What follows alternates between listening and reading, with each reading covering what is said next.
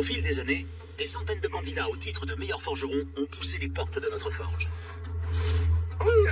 Et pour la première fois, c'est nous qui faisons le déplacement. Nous avons parcouru les États-Unis à la recherche des meilleurs ateliers et des meilleurs forgerons du pays. Tout comme en manière à Saint-Louis et au Texas, les techniques de forge, elles aussi, sont propres à chaque région. Chaque semaine, un de nos jurés viendra observer les méthodes d'une forge parmi les plus réputées de la nation et invitera ses forgerons les plus prometteurs à concourir dans notre forge. L'enjeu est de taille, avec à la clé pour le vainqueur 20 000 $ et 10 000 $ supplémentaires destinés à l'achat de matériel pour sa forge d'origine. Tout le monde peut gagner.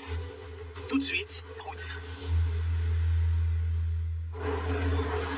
Direction notre prochaine et lointaine destination. Nous serons accompagnés d'un autre expert en armes blanches, Doug Marqueda. Nous nous rendons à Combat Ready Art à Kalamazoo, dans le Michigan. Il y a quelques années, la région était dédiée à la production d'automobiles, de papier et de matériel ferroviaire. Mais aujourd'hui, c'est une communauté artistique en plein essor. Et la forge que j'ai choisie est spécialisée dans la fabrication de lames et d'accessoires pour le théâtre. Et 7 de leurs meilleurs forgerons vont s'affronter pour d'une, représenter leur forge, ainsi que moi-même, et de deux, avoir la chance de remporter le titre de meilleur forgeron. Je m'appelle Jackson Sight et j'ai 19 ans. Un été, mes parents m'ont demandé ce que j'aurais bien pouvoir faire au lieu de jouer aux jeux vidéo. Et je leur ai répondu que je voulais essayer de devenir forgeron. C'est là que mon père est tombé sur Combat Ready Art. Je venais 2 ou 3 heures à l'atelier pendant plusieurs semaines pour forger. La créativité, c'est le maître mot. Il sait que c'est rempli d'œuvres d'art. C'est un endroit magnifique. Moi, je m'appelle Brina Lener. J'ai 32 ans. Ce que j'adore ici à Combat Ready Art, c'est qu'on doit vraiment apporter notre touche artistique. J'ai vraiment hâte de voir ce que je vaux. Je suis impatiente de relever ce défi. Je m'appelle Blake Maddox et j'ai 32 ans. Forger, c'est un truc qui m'a toujours intéressé. Quand j'étais à la fac, j'avais des cours de sculpture de métal. C'est là que et ça a été un véritable déclic pour moi. Pouvoir venir apprendre à forger ici, c'est ce qui m'a fait passer au niveau supérieur. Chers forgerons, nous sommes tous très heureux d'être ici avec vous à Combat Ready Art à Kalamazoo. Et celui qui nous accueille aujourd'hui n'est autre que le propriétaire des lieux, forgeron en chef et instructeur, John Reeves. Notre juge du jour, Doug Marqueda, sera représenté par l'un d'entre vous en finale. Dans une compétition qui se déroulera en 2 parties, dont la première en 2 manches. À l'issue de chaque manche, l'un de vous sera éliminé. Celui ou celle qui sortira vainqueur de cette première partie de compétition nous rejoindra à la forge pour la grande finale. Vous affronterez 3 autres forgerons pour espérer empocher la somme de 20 000 $. Et si l'un de vous 3 gagne la compétition, vous remporterez l'équivalent de 10 000 $ de matériel pour Combat Ready Art. Génial. Ça serait incroyable de rembattre Ready Art. Il le mérite. Il bosse vraiment dur et ça serait vraiment cool d'avoir du nouveau matos ici. Bien, nous savons que vous avez l'habitude de travailler ici. Vous êtes en terrain connu. Et comme cette forge tient sa réputation de ses magnifiques lames conçues pour le théâtre et ses scènes d'action, nous avons décidé de suivre ce thème en vous faisant faire ceci. Le poignard de Macbeth de William Shakespeare. Nous avons exposé 2 poignards, mais avant de ne pas vous demander d'en fabriquer 2 en 5 heures. Un seul vous sera demandé. Nous avons quelques consignes pour vos armes. Elles doivent être composées d'une lame à double tranchant qui devra mesurer entre 23 et 28 cm de la pointe à la garde. Et tout comme l'indique le nom de cette forge, vos armes devront être parées au combat et munies d'un manche. À la fin du temps imparti, vos poignards devront être trempés et prêts à être testés. Je suis pas très rassurée parce que j'ai déjà réalisé un poignard avant, mais il était 2 fois plus petit. Et j'avais mis bien plus que 5 heures à le faire, disons. Après 5 heures de travail, je vous demanderai de remettre vos poignards à Doug afin qu'il puisse les tester. Tout d'abord, il testera le maintien de la pointe en la plantant dans un bloc en bois. Ensuite, il vérifiera la solidité et le tranchant de vos lames sur des bidons d'eau. Bonne chance à vous. Vos 5 heures de forge commencent maintenant. C'est vraiment unique comme endroit. Depuis combien de temps dirigez-vous cette forge? Ça fait maintenant 13 ans qu'en est, je suis tombé dans la marmite des armes grâce au théâtre. J'ai commencé ma carrière dans ce milieu. Et un jour, j'ai ramassé une épée accessoire et je me suis dit que c'était vraiment qu'un tas de ferraille. C'est ce qui m'a donné envie de créer mes propres armes. Je voulais forger des armes qui seraient capables de supporter n'importe quel traitement qu'un artiste non entraîné pourrait lui infliger. Nos candidats peuvent choisir n'importe quel acier sur cette table. Oui, on a une très belle. On a des ressorts 51-60, des ressorts à lame, de l'acier 10-95 et aussi une très belle collection de L6. Brina a choisi de travailler avec de l'acier 51-60. Elle y a soudé un bâton de travail. Elle est la première à la forge. J'ai choisi du 51-60 parce que j'ai déjà travaillé avec cet acier. Et je pense que j'aurai assez de matière, sans en avoir trop non plus, pour obtenir la longueur que je veux. À quelle température peut monter cette forge à charbon? On pense quel temps degrés? Impressionnant. Donc elle peut clairement brûler son acier. Si ça atteint les 1300, c'est foutu. D'accord. Je laisse mon acier brûler jusqu'à ce qu'il devienne jaune, mais pas blanc non plus. Avec la température de son feu, vous pensez que Brina a des chances de brûler son acier? Avec ce genre de température, on ne doit pas quitter la forge des yeux. Beaucoup de forgerons ont brûlé leur acier de cette manière. Oh non, mince, c'est pas vrai. J'ai chauffé ma lame à trop haute température. John, parlez-nous un peu de cette forge à charbon. C'est une forge à charbon traditionnelle. Et avoir ce genre de forge nous permet de travailler à 6 ou 8 personnes simultanément. Ce qui est intéressant avec cette forge, c'est que les candidats sont obligés de travailler ensemble pour pouvoir entretenir le feu. Oui, ça fait partie de l'expérience. Je crois que je vais pas arrêter de te gêner. Il n'y a pas de souci. J'appelle ça une forge communautaire. On se rassemble. C'est chaud. Oui, je transpire déjà. J'ai déjà pas mal bossé avec de l'acier 51-60. C'est pour ça que je l'ai choisi. Je n'ai jamais fait de poignard aussi fin, mais je suis prêt à tenter le coup. Je dois passer ça à la forge. John, parlez-nous de votre atelier. À chaque coup d'œil, on ne voit que des œuvres d'art. Ça a pris forme grâce à une collaboration avec un tatoueur du coin. On a voulu transformer cet endroit avec un thème bien précis. Edgar Allan Poe et tous ses crânes. On les a tous faits nous-mêmes. On dirait une version plus dark de Où est Charlie? Il pourrait y avoir tellement de petits trésors cachés parmi tous ces crânes. Oui, c'est clair. Et dire que pendant tout ce temps, je croyais que c'était un hommage à Georges, notre mannequin pour nos tests de l'émission. Il doit y en avoir un pour lui.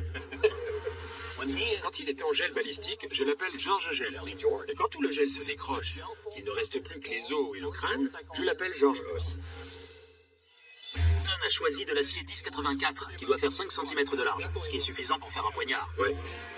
C'est la première fois que je réalise une arme avec une limite de temps. Je suis beaucoup plus à l'aise quand je prends mon temps à essayer de régler chaque détail. J'ai perdu un morceau là-dedans? Sans déconner. Où est-ce qu'il a pu aller? Jackson ne retrouve pas son morceau d'acier sous tout ce charbon. C'est mauvais signe car il pourrait trop chauffer. Ah, je crois que je le vois. C'est bon, je l'ai trouvé. Ouf. La pression de la compétition me permet d'avancer et de faire ce que j'ai à faire. Parlez-moi un peu de cet endroit. On ne voulait pas avoir un endroit avec de simples murs blancs. Blancs et sales. Comme ce qu'il y a derrière nous.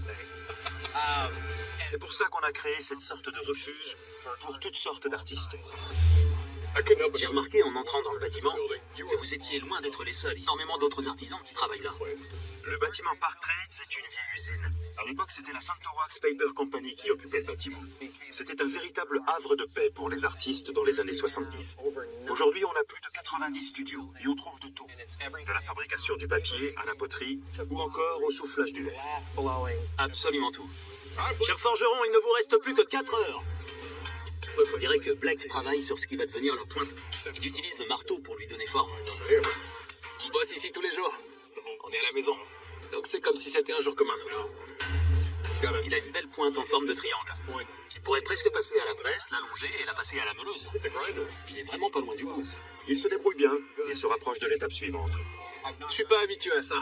Donc au lieu d'y aller en freestyle, je préfère assurer le coup et rester classique. Je suis vraiment content de la forme de ma lame. La prochaine étape, c'est direction l'axe central. Mais avant ça, je vais devoir la laisser refroidir. Sinon, elle pourrait se fissurer.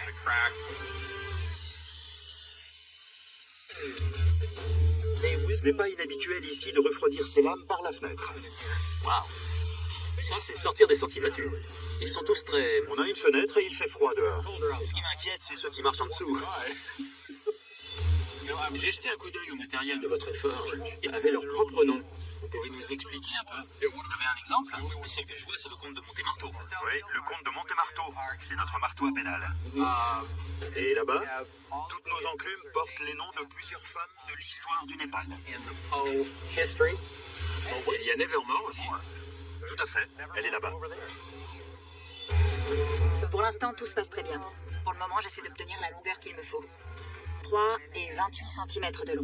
L'écrabouilleur a du pain sur la planche. Je vais faire un poignard un peu plus long. J'imagine bien ce que Lady Macbeth aurait pu porter. À l'époque, la plupart des femmes plaçaient leurs poignards aux cuisses. Donc ils étaient plutôt fins et même assez longs pour des dagues de combat. J'ai l'impression que plus le temps passe, plus les lames s'amincissent. Mais il faut qu'elles mesurent entre 23 et 28 cm. Donc Donc les candidats vont devoir être très attentifs quant à leur gestion de leur acier. J'ai peur que ma lame soit beaucoup trop fine. Je me suis peut-être un peu précipitée. Je stresse un peu, mais on verra bien le résultat.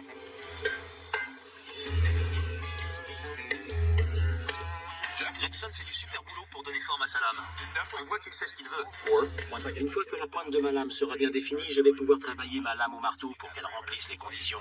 Je vais alterner entre le marteau à pédale et la presse pour y arriver. J'ai hâte de voir le marteau à pédale en action. Oh la vache! Comment c'est possible? Comment ça? Il force à peine et regardez toute cette fumée qui sort de l'acier. Le marteau fait 40 kilos. Oui, c'est ça, 40 kilos. T'imagines? C'est un monstre. J'adore utiliser Big Blue. Ça me fait mon sport pour la journée. J'imagine. En dansant, Tu te retrouves avec une jambe super musclée. si vous regardez la lame de Brina lors du moulage, que son profil n'est pas symétrique. Et malheureusement pour elle, c'est obligatoire avec les poignards. Qu'ils rétrécissent jusqu'à la pointe ou qu'ils soient parallèles jusqu'à la pointe. Dans les deux cas, il faut que ce soit symétrique. J'ai trop aiguisé ma lame. Elle est trop courte. Rien de catastrophique, mais c'est une situation qu'il vaudrait mieux éviter. C'est mauvais signe parce que ma lame ne rentre plus dans les critères. Bon, là pour l'instant, ma lame est trop courte. C'est pour ça qu'il faut toujours commencer avec de la marge. En revanche, on ne peut pas rajouter du rab à la lame. J'ai jamais fabriqué une arme comme ça. Je l'ai faite beaucoup trop fine pour travailler sur les défauts que je peux voir. Et j'ai plus assez de matière. Donc là, c'est la panique. Mince. Il faut que je sorte. Oui, je dois prendre l'air 2 minutes. Brina vient de sortir. Ah non. Nous voici à Kalamazoo, à combattre Eddie Hart, où 3 forgerons tentent baisse. Mais Brina est en mauvaise posture car sa lame est trop courte. Bon, là, pour l'instant, ma lame est trop courte. J'ai jamais fabriqué une arme comme ça. Je dois prendre l'air 2 minutes. Là, c'est la panique. Brina vient de sortir. Oh, Ah non. Ça va, c'est le stress. Vous voulez que quelqu'un reste avec vous? Non, je vais pleurer un bon coup et ça ira mieux. Merci. Je vais y arriver. Remets au boulot. Sortir et respirer un bon coup, c'est plutôt une bonne idée. oui, très bien vu. Prendre du recul. Et comment peut-elle faire quant à la longueur de sa lame? Sa première option serait, ce qu'il me semble qu'elle a choisi de faire, d'allonger son manche pour grappiller des centimètres. D'accord. Et ensuite, si tout va bien, elle va devoir travailler le ricasso de la lame pour avoir la longueur qui lui manque. Elle utilise le marteau à pédale. On dirait que ça marche, mais est-ce que ce sera assez? Si elle récupère à peu près 1,5 cm, ça devrait le faire. Ça met du temps, mais ça marche. Je suis soulagée d'avoir réglé ce problème. Cher forgeron, il vous reste 2 heures et 30 minutes. Mon but pour l'instant, c'est de me concentrer sur la symétrie de mon poignard. J'ai pas forcément prévu de faire le biseau sur l'enclume. Je vais aller directement à la meuleuse. Je veux que la lame reste bien droite.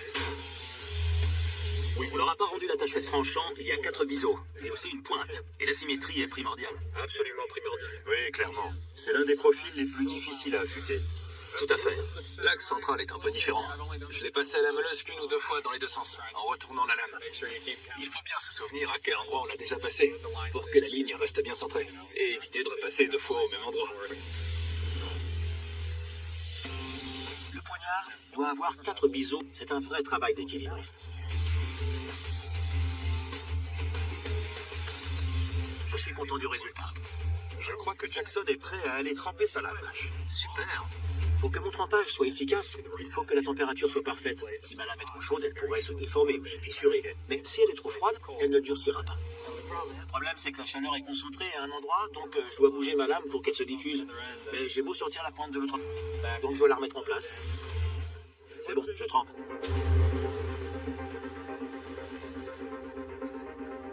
Jackson était vraiment en difficulté au départ, mais après avoir persévéré, il est le premier à avoir trempé sa lame. Ça me paraît pas mal. Je pense que j'ai fait du bon travail. Vos enclumes sont différentes de celles que nous avons à la forge. Ce sont des enclumes de cavalerie. Et les 2 sur le côté sont des enclumes à plier, tordre les manches des couteaux. D'accord, je vois. C'est pour pouvoir travailler dans le détail. Intéressant. Ce sont des enclumes qui sont davantage polyvalentes grâce à ça. Attention, il vous reste 1 heure et demie. Il me reste encore beaucoup de boulot, et je dois vraiment tremper cette lame dans les 20 prochaines minutes. La lame a une belle couleur. C'est ce que je voulais, donc je vais passer au trempage. Bien. Je crois que rien ne s'est fissuré, donc ça me paraît bien parti. Il y a juste un petit choc au niveau du manche, là où serait la garde. Mais je vais régler ça à la meuleuse un peu plus tard. Je dois passer à la vitesse supérieure et m'occuper du manche. Pour l'instant, aucun manche n'a été fixé, mais ça devrait pas tarder. Il me reste encore énormément de choses à faire. Je dois passer ma lame à la meuleuse pour qu'elle soit tranchante. Il faut que je fasse une garde, souder le pommeau et limer le manche pour qu'il... Brina est retournée à la forge à charbon. On dirait qu'elle se prépare à tremper sa lame. La lame est vraiment fine, donc certaines parties chauffent plus rapidement que d'autres. Oh non, elle vient de tremper sa lame alors que le bout était encore brûlant. Je l'ai trempée et la pointe de ma lame s'est détachée. Oh, ça c'est moche. Mince. Et voilà. Il reste un peu plus d'une heure avant la fin de la... Le chemin de Brina est semé d'embûches. Et sa lame est malheureusement trop courte. Oh, ça c'est moche. Nous avons vu à de nombreuses reprises qu'avec une lame aussi fine que celle de Brina, la pointe peut se briser. Et elle a déjà étiré son acier pour rentrer dans les critères de longueur. Elle va encore devoir amincir sa lame, ça s'annonce mal pour Brina. Tant pis, je vais terminer ça. Je vais finir la lame et je vais l'affûter en pointe au lieu d'avoir une pointe forgée. Et on verra bien le résultat. J'ai l'impression... J'ai toujours pas fixé le manche et j'ai perdu pas mal de temps là-dessus. Et en plus, j'ai les mains qui collent, donc ça me facilite pas la tâche. Mais bon, je vais faire de mon mieux. Mais franchement, c'est pas facile. J'essaie d'assembler le tout, mais je me mets de la colle partout sur les mains. Si j'arrive pas à mettre ce manche, c'est ce qui pourrait sceller mon destin dans cette compétition. Sérieux. Avec le manche. Qu'est-ce que vous en pensez pour l'instant? Ça avance bien, mais en général, les candidats ne passent pas assez de temps sur les manches, alors que c'est par là que je vais tenir l'arme. C'est ce à quoi je vais m'accrocher. Et il faut aussi penser à faire une bonne garde. Surtout que ce sont des manches complexes. Je veux mettre des tiges métalliques là-dedans pour assembler le tout. J'ai encore beaucoup de travail. Il n'est qu'à une fente de garde qu'il est en train de se risquer. Il y a énormément de chaleur qui s'accumule dans la jonction entre la soie et la lame. Ouais, qui dit grosse chaleur dit gros refroidissement. On l'a déjà vu dans le passé. Ça peut vite devenir compliqué à assembler lorsqu'il y a trop de chaleur, parce que la trempe rend le tout très fragile. J'espère juste qu'ici, ce ne sera pas le cas. On pourrait être témoin d'une catastrophe. Ça peut.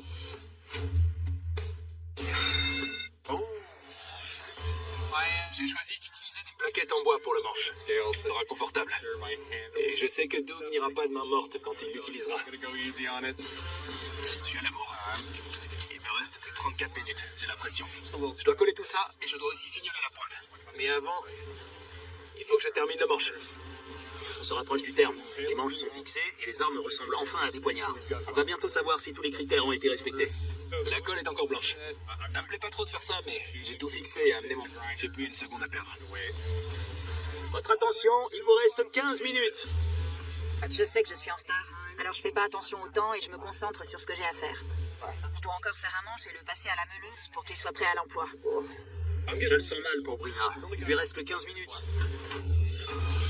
Ah là, ça devient compliqué, hein. C'est là où tout s'accélère. Il va falloir qu'ils se dépêchent.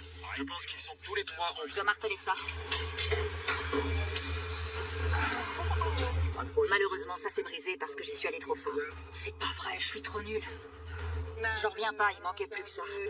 Il y a forcément des imprévus, et à force de s'accumuler, ils rendent la compétition bien plus difficile. Surtout quand vous entrez dans les dernières minutes de l'épreuve. Ça peut vite vous rendre fou. Ça se résume en grande partie à la gestion du temps. J'ai décidé que j'allais souder le pommeau et poncer des plaquettes de bois pour essayer de fixer le manche en sandwich. Je veux aller le plus loin possible dans la réalisation de mon poignard. Même si en 5 minutes, j'y arriverai pas. Mais pas question d'abandonner. Les manches passent au second plan pratiquement à chaque fois. C'est vraiment important de considérer la lame dans son ensemble. S'il n'y a pas de manche, il n'y a pas de poignard. Oh non, la scie à chantourner de Brina qui vient de lâcher. Qu'est-ce qui pourrait être pire? Je ne veux pas abandonner, donc je continue de bosser. 5, 4, 3, 2, 1... Madame, messieurs, éteignez vos machines et posez vos outils. L'épreuve est terminée.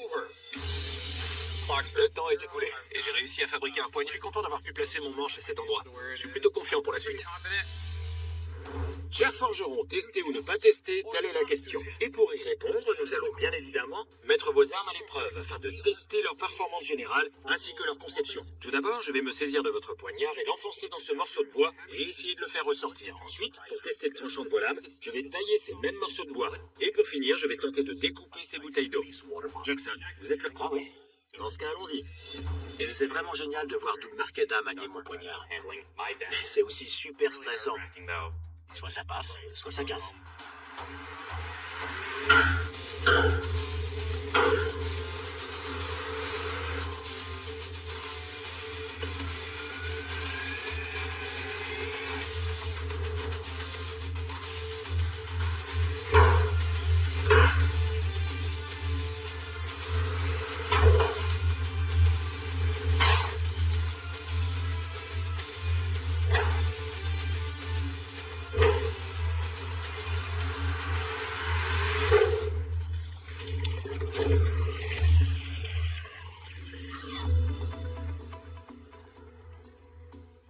Jackson, faisons le point sur votre poignard de... Votre lame est symétrique, mais juste ici, elle a tendance à se courber vers un côté plus que de l'autre. Pour ce genre de dague, il nous faut une symétrie parfaite. Mais, lors du test de résistance, la pointe a bien tenu le choc, aucun problème. Elle s'est enfoncée profondément sans aucun éclat. Les biseaux ont aussi tenu bon. Passons maintenant à votre manche. Je le trouve un peu court, mais ça ne m'a posé aucun souci pendant le test. Dans l'ensemble, votre poignard est solide et tranchant. Blake, vous êtes prêt? Je crois que je suis. Super, allons-y. J'ai un peu peur de l'état de mon poignard après ces tests. J'ai tellement peur qu'il se fissure. J'ai qu'une hâte, que ce soit terminé.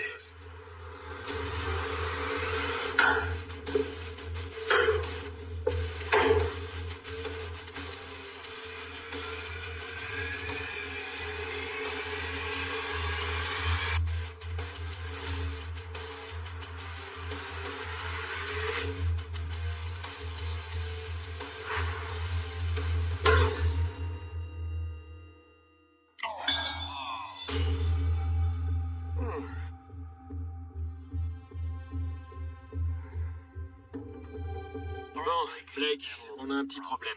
Au premier coup, votre manche s'est brisée. Je pense que la raison pour laquelle elle avait trop chauffé lors du soudage de votre manche. Donc cette jointure a été grandement fragilisée. Et malheureusement, elle n'a pas tenu lors de l'impact.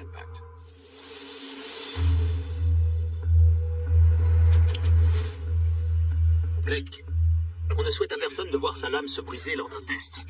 Mais c'est pourtant ce qui vient de se passer pour vous.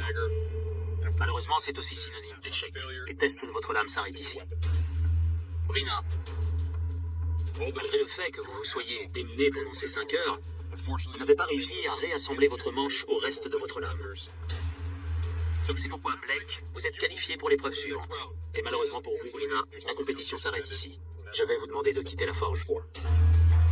Même si j'ai pas pu terminer mon poignard, je suis fière de ne pas avoir abandonné. Je suis ravie d'avoir eu l'opportunité d'évaluer mes compétences face aux autres forgerons. Une toute nouvelle expérience que j'aurais jamais pensé pouvoir vivre.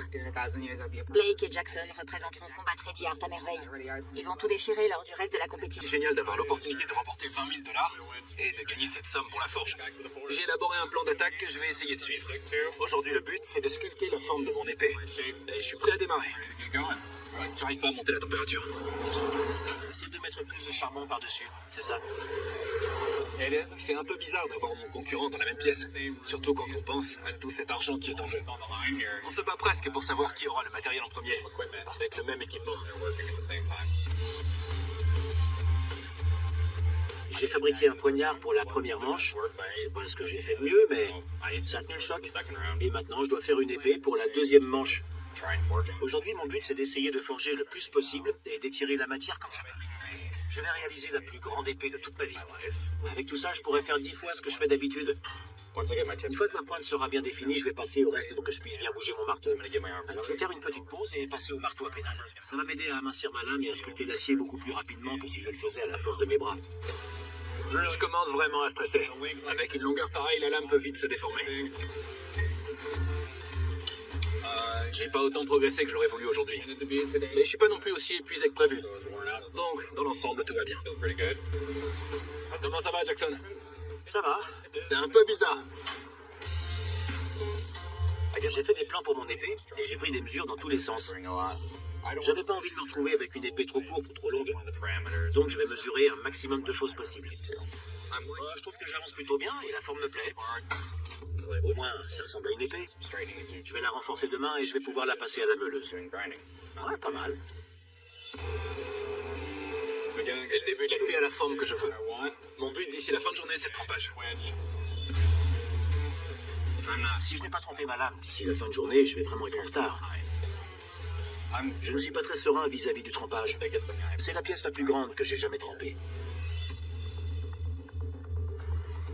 C'est la partie la plus stressante de tout le processus. Je n'ai jamais trempé de lame aussi longue que celle-ci. Alors c'est possible qu'elle se fissure ou qu'elle se déforme. Et...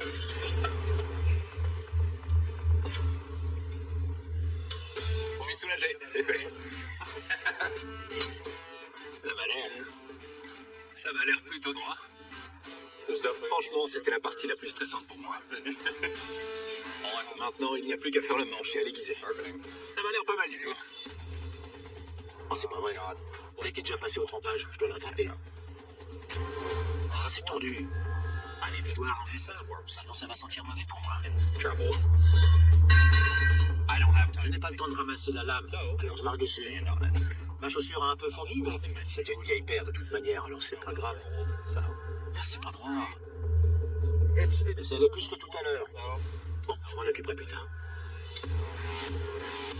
Ça va, Jackson? Ça va. Ouais, mais elle est tordue. Oh non. Ah oui, regarde. Ouais, bonne chance, mec. C'est le début du 4e jour. Je suis satisfait de là où j'en suis. Et je vais commencer à travailler sur ma garde. Je pense pas souder la garde. Lors du tour précédent, mon poignard s'est brisé parce que j'avais trop chauffé en soudant la garde. Donc aujourd'hui, je me suis dit que j'allais utiliser de l'acier époxy. Ça saute vraiment aux yeux que mon épée n'est pas droite. Bon, ça aujourd'hui... Il me faut absolument un lien mécanique pour mon manche. L'inconvénient d'utiliser un découpeur plasma pour percer mon manche, c'est que c'est pas très précis, et ce sera pas du grand art avec les rivets. Mais bon, ça devrait marcher.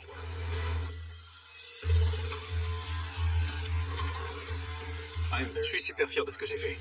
Au final, peu importe le résultat des tests, je serai toujours super content de ce que j'ai réussi à produire et que j'adorerais représenter Combat Ready Art pour la finale. Et ça serait la cerise sur le gâteau que l'un de nous rapporte la coupe à la forge. C'est pas mal. Je suis plutôt content de ma garde et de la sensation quand on l'a en main. Je dois juste ajouter un manche, un pommeau et nettoyer ma lame. Je crois que cette épée sera la clé qui mènera aux 20 000 $.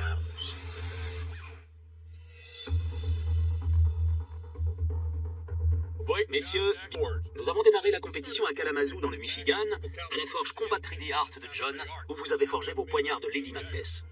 Nous vous avons donné 4 jours pour produire l'épée de Macbeth. D'après ce que je vois, vous avez tous les deux fait du très bon travail. Maintenant, nous allons découvrir lequel d'entre vous restera dans la compétition pour gagner 20 000 $ et un bonus de 10 000 $ de matériel pour votre forge. Avant de tester vos épées, j'aimerais en savoir un peu plus. Blake, parlez-nous de votre épée. Je suis plutôt fier de ce que j'ai produit.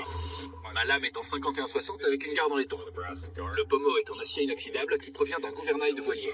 Et pour le manche, j'ai choisi du bois d'oranger des Osages. Superbe. Jackson, et vous alors? Mon épée est en acier 51-60. La garde vient d'un morceau de lame de scie. Le manche est en érable spalté et le pommeau en acier hexagonal. C'est parfait. Messieurs, nous allons maintenant savoir laquelle de ces épées emmènera son forgeron en finale, sélectionné dans tout le pays. Et pour les tester, je vais faire appel à Doug. Chers forgerons, bienvenue au test de létalité.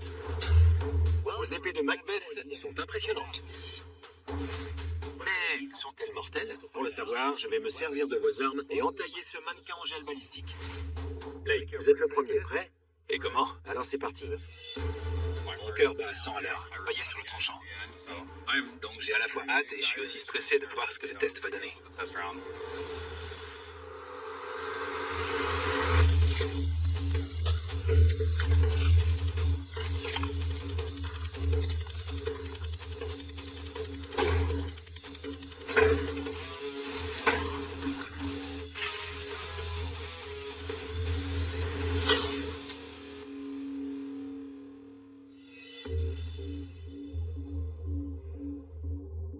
Alright, Blake, Parlons un peu de votre épée.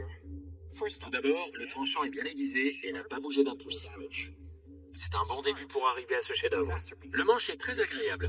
Mais malgré tout, si j'avais une chose à dire, c'est qu'il est beaucoup plus confortable si je le tiens dans ce sens plutôt que dans celui-là. Mais j'aime beaucoup la manière dont bien en la tenant. En bref, monsieur, votre épée peut tuer. Excellent. Jackson, vous êtes prêt? Ouais, prêt. C'est parti. Doug va tester mon épée, et ce qui me fait le plus peur, c'est le manque de confort lors de la prise de l'épée. J'espère que ça va tenir.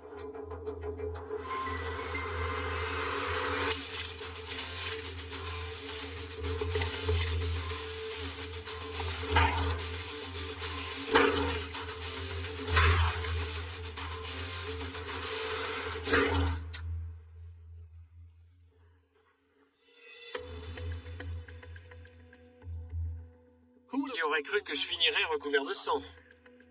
Jackson, parlons un peu de votre épée. Tout d'abord, avant même que je commence, votre lame avait deux torsions. L'une à cette jointure et l'autre juste ici. Mais ça n'a pas empiré après le test. Le tranchant est bien aiguisé, l'épée est facile à manier et n'a laissé aucune chance au mannequin. En résumé, votre épée peut tuer. Merci. Messieurs, passons maintenant au test de résistance avec les pots de peinture et les sacs de sable. Blake, vous êtes le premier, prêt? Toujours. Très bien, c'est parti.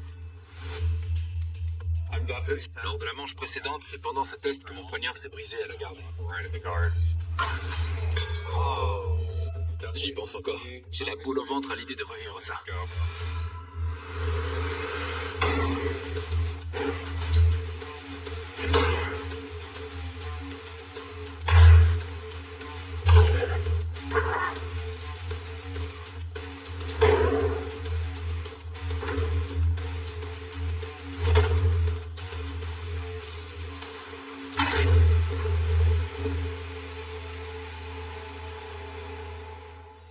Bon, Blake, faisons le point sur cette épée. J'aime beaucoup son équilibre. Le tranchant n'a subi aucun dégât après avoir découpé ses pots de peinture. Et j'ai réussi à ouvrir les sacs de sable sans aucun problème. Globalement, votre arme est solide et peut couper. Merci. Prêt? Prêt. Allons-y.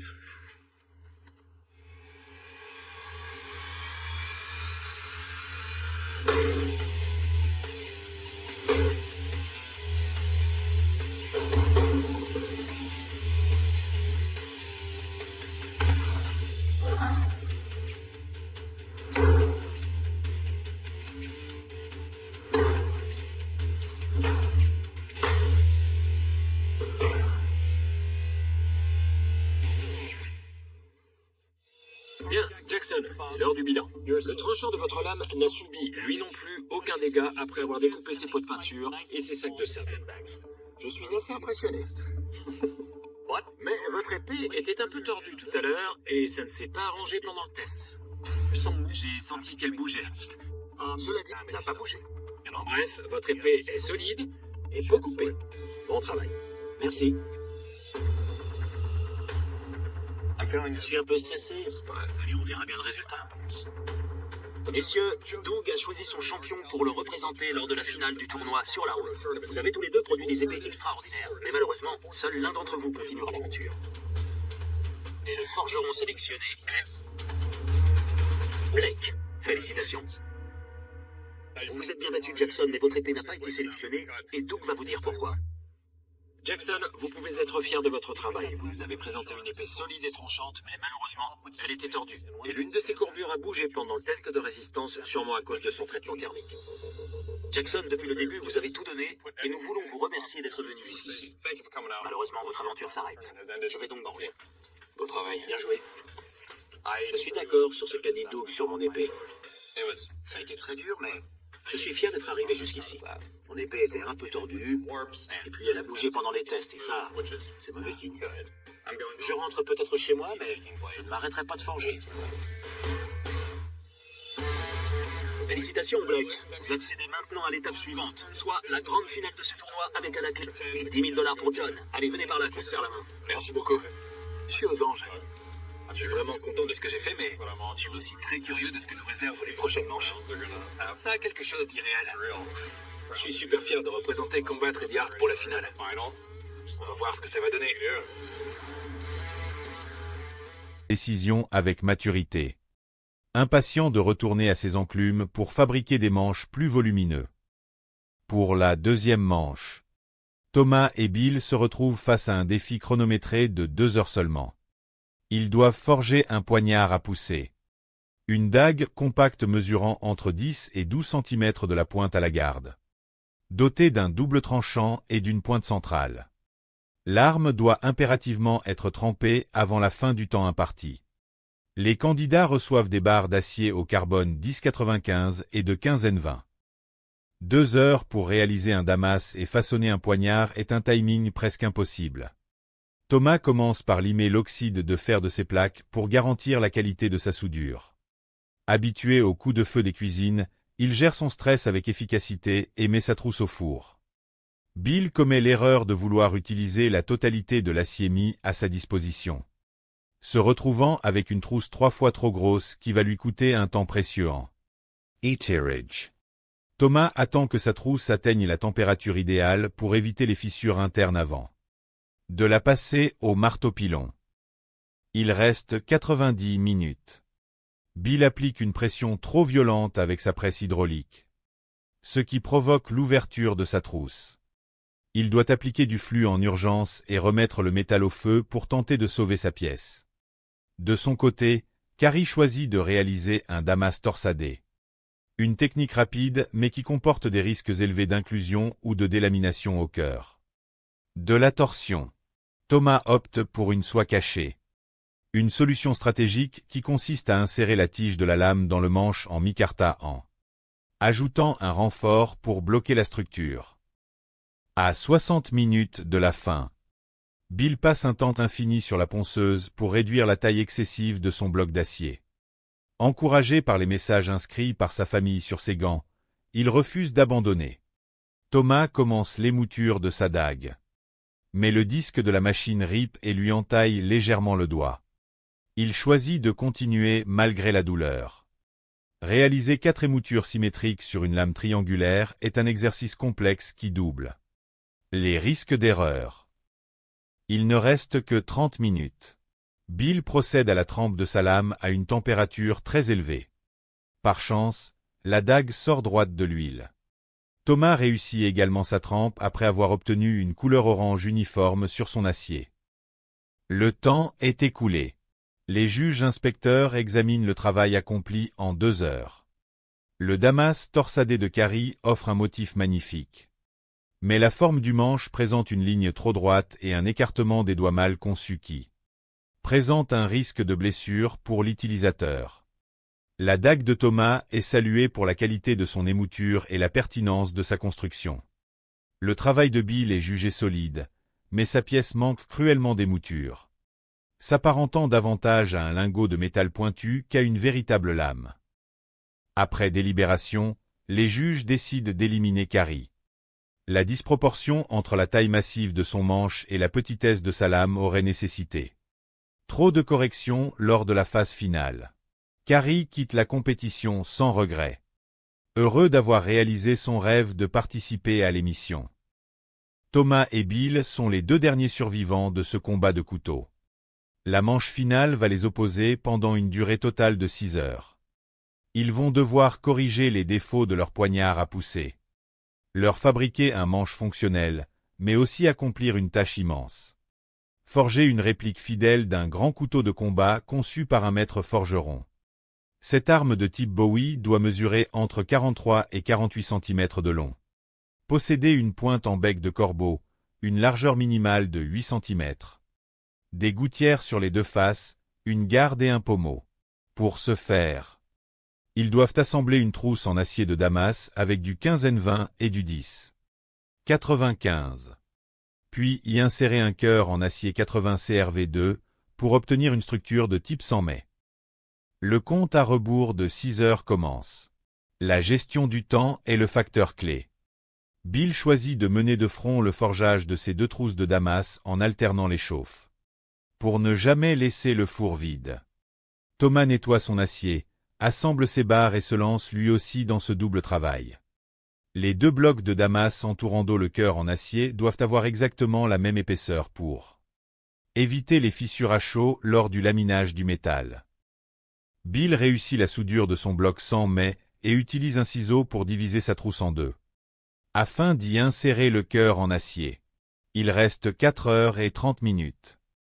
Bill commence à donner sa forme à la grande lame de 48 cm. Un travail physique épuisant. Thomas rencontre des difficultés pour étirer son acier et commence à ressentir de violentes crampes aux doigts, malgré la fatigue qui s'installe. Il force la cadence sur le marteau-pilon pour obtenir les 8 cm de largeur requis. Il reste 3 heures. C'est le moment critique de la trempe. La lame de Bill sort de l'huile complètement déformée, adoptant une courbure en forme de vague. Pour tenter de sauver son travail, il applique une pression manuelle risquée pour redresser le métal encore chaud. La lame n'est pas parfaitement rectiligne, mais le temps presse et il doit avancer. Thomas réalise sa trempe avec succès, sa lame sortant parfaitement droite de l'huile. Les candidats passent à l'assemblage des poignées. Bill opte pour un pommeau en laiton et soude une tige filetée au bout de la soie de son couteau. Malheureusement, après la soudure, il plonge la pièce dans l'eau pour la refroidir. Ce choc thermique brutal fragilise le métal. Lorsqu'il commence à visser le pommeau sur la résine époxy, la tige casse net. Sans pommeau, le manche ne tient pas et l'arme ne pourra pas être testée. Paniqué, Bill décide de disquer la partie endommagée et de refaire une soudure, en laissant cette fois le métal refroidir à l'air libre. L'assemblage tient enfin, et il peut commencer le ponçage du bois. Il reste 90 minutes. Thomas façonne le manche de son poignard à pousser. Il choisit un bloc de bois, perce un trou pour la soie et commence à ajuster l'ensemble. Cependant, le temps lui manque cruellement pour finaliser les finitions de sa grande lame. Il se rue sur les bandes abrasives pour tenter de donner un tranchant à ses deux armes. Les 15 dernières minutes sont une course folle contre la montre. Thomas tente d'ajuster son pommeau et de sculpter son manche en micarta. Mais le matériau résiste et le perçage échoue. Le signal de fin retentit. Les 6 heures sont écoulées. Les deux forgerons déposent leurs outils, exténués. Le jury procède aux ultimes tests de létalité sur un mannequin balistique. Bill présente ses deux armes. Son poignard à pousser reçoit des éloges unanimes pour la qualité de son manche. Sa prise en main parfaite et le tranchant rasoir de sa lame qui inflige de profondes lacérations, sans subir aucun dommage.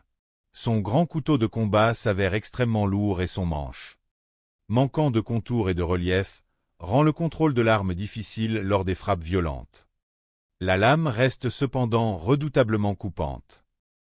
C'est au tour de Thomas de soumettre son travail. Malheureusement, l'inspection visuelle révèle des défaillances majeures.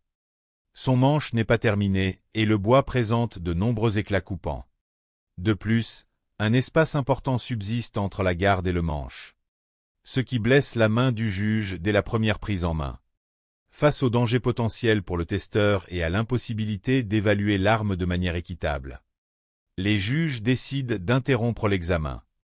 L'arme de Thomas est déclarée non fonctionnelle pour des raisons de sécurité, ce qui entraîne son élimination automatique. Thomas accepte le verdict avec dignité, déçu de ne pas avoir eu quelques minutes supplémentaires pour achever ses finitions, mais fier du travail accompli sur l'acier. Bill Peace est officiellement proclamé grand vainqueur de ce combat de couteau et remporte le titre de champion ainsi que le chèque de 10 000 $. Malgré le stress intense et les nombreux imprévus qui ont jalonné son parcours, son rêve de forgeron s'est enfin concrétisé au milieu du feu et des étincelles. Voici une œuvre littéraire complète et continue, rédigée sous la forme d'un roman dense et immersif. Ce récit retrace l'intégralité des événements, des tensions, des techniques et des émotions vécues par les forgerons au cours de ces compétitions intenses. Chapitre 1er, l'art du feu et de la matière. Le silence de l'atelier n'était jamais tout à fait complet. Il y avait toujours ce murmure sous-jacent, le craquement résiduel d'un charbon qui s'éteint ou le tintement métallique d'un outil posé à la hâte sur le coin d'un établi. C'était dans cette atmosphère Cody et Tim. Ils ont 2 heures pour corriger les remarques des juges et équiper chaque lame d'une garde et d'une poignée. Paul a la chance de travailler avec de l'acier inoxydable et du laiton. Il coupe son bloc de laiton, perce des trous et le sépare en deux pour former ses gardes. Cody, en revanche, rencontre de grandes difficultés pour ajuster sa garde sur la soie. Frustré par le manque de maintien, il prend la décision risquée de la souder directement. Cette méthode est dangereuse car la chaleur de la soudure peut annuler le traitement thermique de la lame. Pour couronner le tout, dans la précipitation, Cody réalise qu'il a soudé sa première garde à l'envers. Il doit réparer son erreur sous la pression du temps. Il reste 45 minutes. Paul prépare ses manches en bois. En insérant sa dernière pièce, il constate qu'il manque 2 cm pour atteindre la garde. Il compense ce vide en ajoutant une pièce de nickel avant de fixer l'ensemble avec de la résine époxy. De son côté, Cody commet une erreur en enfonçant un rivet de travers. Le rivet se retrouve bloqué, impossible à insérer ou à retirer à cause d'un mauvais alignement. Il doit couper le métal en urgence et percer un nouveau trou en espérant que la colle tiendra. À 20 minutes de la fin, les manches ressemblent encore à de gros blocs grossiers. Paul utilise une bande abrasive de 5 cm pour façonner le bois et adoucir la jonction. Avec la garde. Ces manches ne sont pas les plus esthétiques, mais ils offrent une prise en main confortable. Il lui reste 15 minutes pour affûter le tranchant. Cody, quant à lui, produit un nuage de poussière impressionnant dans un moment de panique totale. Dans la cohue, sa bande abrasive lui entaille le doigt. Le médecin doit intervenir pour stopper le saignement. Alors que le temps s'achève, le manche de Cody montre des signes de faiblesse. La colle ne prenant plus correctement. La cloche retentit. C'est l'heure des tests de résistance sur la tôle de métal.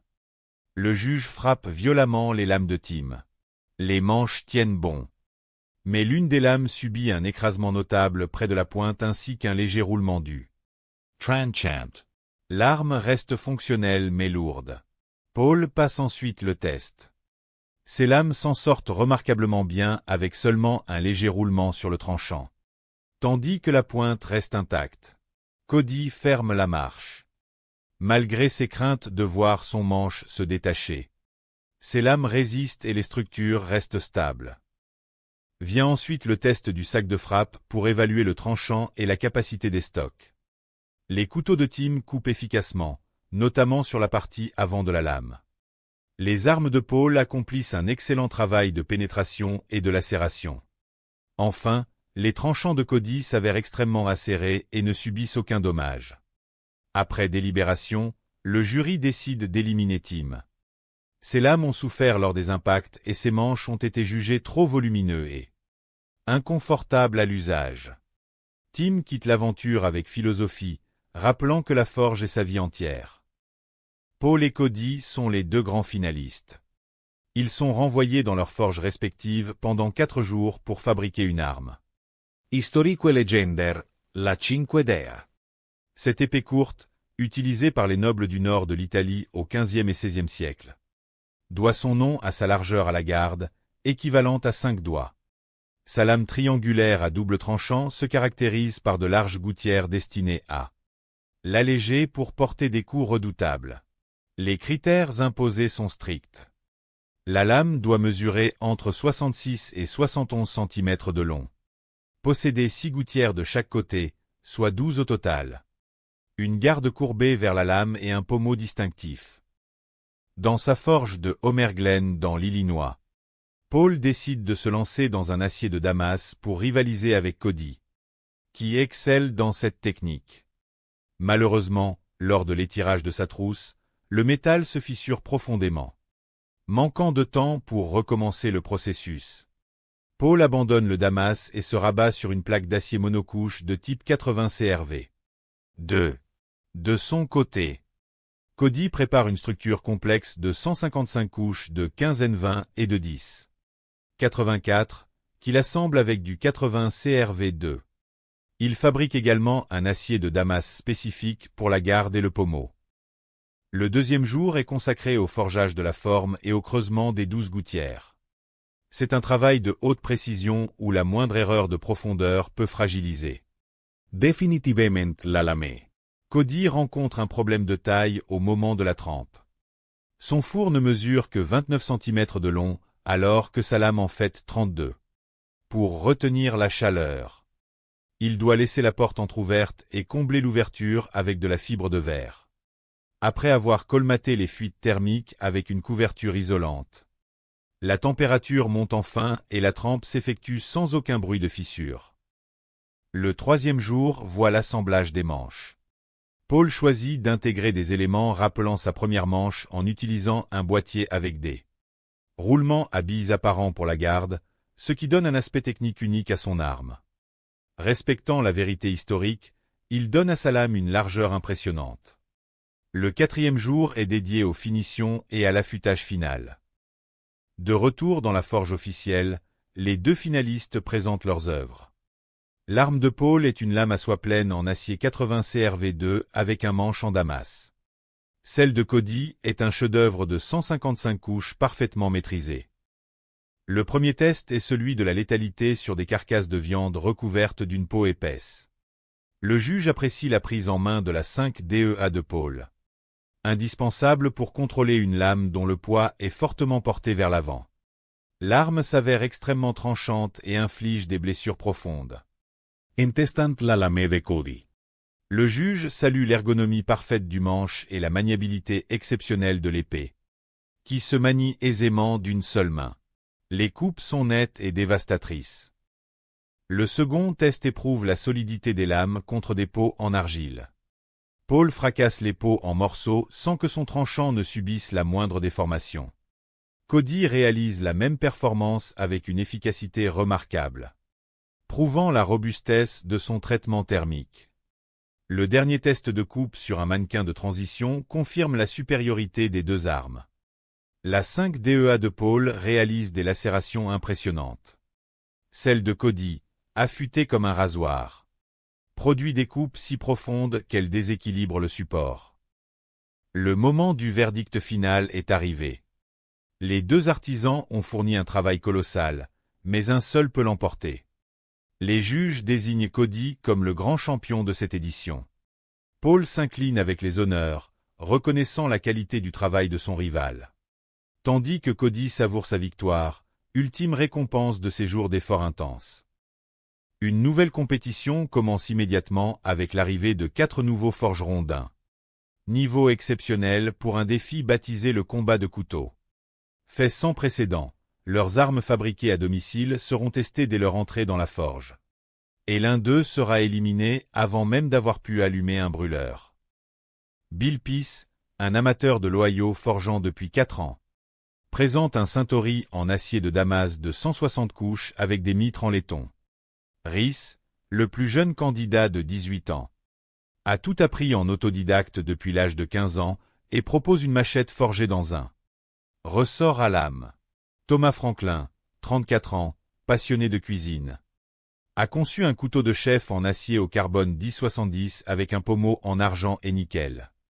Enfin, Carrie O'Connor, 45 ans et professeur de arts martiaux, a forgé un quinjal géorgien en acier 52 cents pourvu d'un manche en bois de séquoia.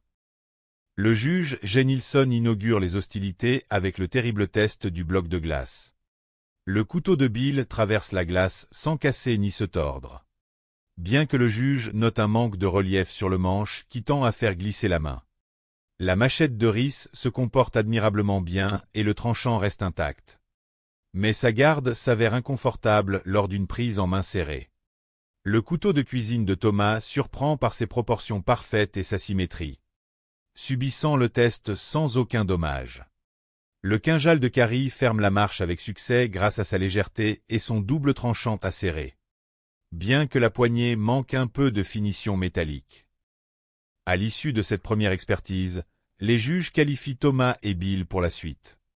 Le couperet tombe sur Rhys. Bien que sa lame ait fait preuve d'une excellente résistance, sa forme a été jugée trop simpliste et son manche trop étroit par rapport à la puissance de l'arme. Rhys accepte la dénateur souligne l'aspect redoutable, robuste et tranchant des 2 épées avant de donner la parole au créateur. Paul décrit son arme dotée d'une lame à soie traversante en acier 80 CRV2, agrémentée d'une poignée forgée intégrant des motifs originaux. Cody présente sa lame aux 155 couches d'acier composite renforcée au centre par du 80 CRV2, complété par une garde et un pommeau en acier de Damas coordonné. Les armes sont alors soumises à l'épreuve de létalité sur des carcasses de viande pour tester leur capacité de pénétration à travers les peaux épaisses et les tissus denses. Le juge en chef teste la 5DEA de Paul en premier. Il apprécie immédiatement l'excellente prise en main de la poignée. Un facteur crucial pour une épée dont le poids est fortement déporté vers l'avant. Les coups portés révèlent un tranchant exceptionnel et une grande facilité de pénétration, confirmant la nature hautement létale de l'arme. Lors du passage de l'épée de Cody, le juge salue la perfection de l'ergonomie du manche qui permet un maniement fluide et précis d'une seule main malgré la largeur de la lame. Les coupes s'avèrent d'une efficacité redoutable, traversant la matière avec une aisance remarquable. La phase suivante consiste à évaluer la résistance des lames lors d'impacts violents contre des peaux. Enargile disposes en alignement. Paul ouvre la marche et pulvérise les récipients en morceaux sous la force de son impact. Les juges constatent que malgré la relative lourdeur de l'ensemble, le fil du tranchant n'a subi absolument aucun dommage et que toutes les pièces de la monture sont Rests parfaitement solidaires. Cody réitère la performance avec son épée en Damas. La structure absorbe les chocs sans sourciller, révélant un acier à la fois robuste, tranchant et d'une grande valeur esthétique. L'ultime test de coupe de précision est réalisé sur un mannequin de gel balistique suspendu. L'épée de Paul démontre une puissance de pénétration impressionnante, occasionnant des entailles extrêmement larges et profondes à chaque passage, validant les qualités de coupe de sa lame géante. La 5DEA de Cody conclut la série de tests en réalisant des incisions d'une netteté comparable à celle d'un rasoir, coupant si profondément dans la structure du mannequin que celui-ci menace de s'effondrer sous les Impacts repetes. Après cette démonstration de force et de savoir-faire technique, les juges se retirent pour la délibération finale. Le moment du choix ultime est arrivé pour désigner le champion qui remportera le titre officiel et le prix de 10 000 $. L'animateur prend la parole et annonce la victoire de Cody Adelson. Le jury explique à Paul que bien qu'il ait forgé une lame magnifique et conforme aux exigences Historiques. le poids nettement plus élevé de son épée par rapport à celle de son concurrent direct a fait pencher la balance en sa défaveur pour ce qui est de la maniabilité au combat. Paul accepte cette décision avec beaucoup de fair-play et de respect, se disant honoré d'avoir pu mener ce projet à bien et fier de la qualité de son travail. Pour Cody, cette victoire représente la concrétisation de ses efforts et la validation de sa passion pour l'art De la Fori. concluant ainsi une compétition d'un niveau technique exceptionnel où chaque artisan aura repoussé ses propres limites face au feu. Dans l'univers impitoyable de la forge, chaque geste compte. Chaque seconde est un défi face au feu et à l'acier. 4 artisans d'exception ont choisi de croiser le fer pour tenter de décrocher le titre ultime. Paul Raspe, ingénieur électricien de 42 ans et ancien collaborateur de la NASA, aborde la forge avec une rigueur scientifique absolue. Pour lui, le traitement thermique n'a aucun secret. Et cette maîtrise théorique constitue son meilleur atout.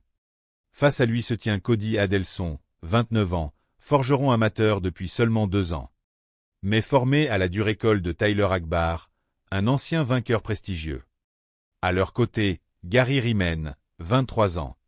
Pratique cet art depuis 5 ans avec une bande de passionnés qu'il qualifie volontiers de grands passionnés d'informatique et de technologie. Les présentations faites, le jury annonce les règles du jeu. La compétition se déroulera en 3 manches éliminatoires, sous l'œil inflexible des juges qui décideront qui repartira avec le chèque de 10 000 $. Les draps recouvrant les enclumes sont retirés, révélant le premier défi. Les candidats découvrent 2 petites boîtes métalliques et 2 récipients contenant de l'acier, provenant d'un sac de frappe. La mission est redoutable. Ils doivent fabriquer non pas un, mais 2 couteaux identiques en acier de Damas en boîte. Le tout en un temps limité à 3 heures. Les lames devront mesurer entre 18 et 23 cm de long. Pour ceux qui franchiront cette étape, il faudra ensuite ajouter une garde et 2 poignées pour rendre les armes pleinement functionals, avant de subir les terribles tests de solidité sur une tôle et de tranchant sur un sac de frappe. Le compte à rebours est lancé. 3 heures pour façonner 2 lames parallèles. C'est une folie qui exige une organisation parfaite. Cody commence par nettoyer méticuleusement l'intérieur de ses boîtes avec de l'acétone pour garantir une soudure parfaite. Tandis que Paul choisit de répartir équitablement les fragments d'acier dans chaque boîte pour obtenir les motifs les plus homogènes possibles. Gary, emporté par son élan, néglige le nettoyage et passe directement à l'assemblage de ses pièces. C'est un pari risqué. Si une délamination survient, le défaut ne se verra que trop tard.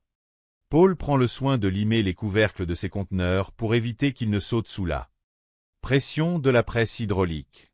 Il faut laisser juste assez d'air pour éviter l'explosion. Mais pas trop pour ne pas créer de vides internes. Le premier passage au feu est crucial. La température idéale doit s'apparenter à celle du beurre fondu. Tim, un autre concurrent en lice, obtient une couleur parfaite et applique une pression ferme sur les 4 côtés de sa pièce. Cody l'imite avec une grande délicatesse lors de la première compression.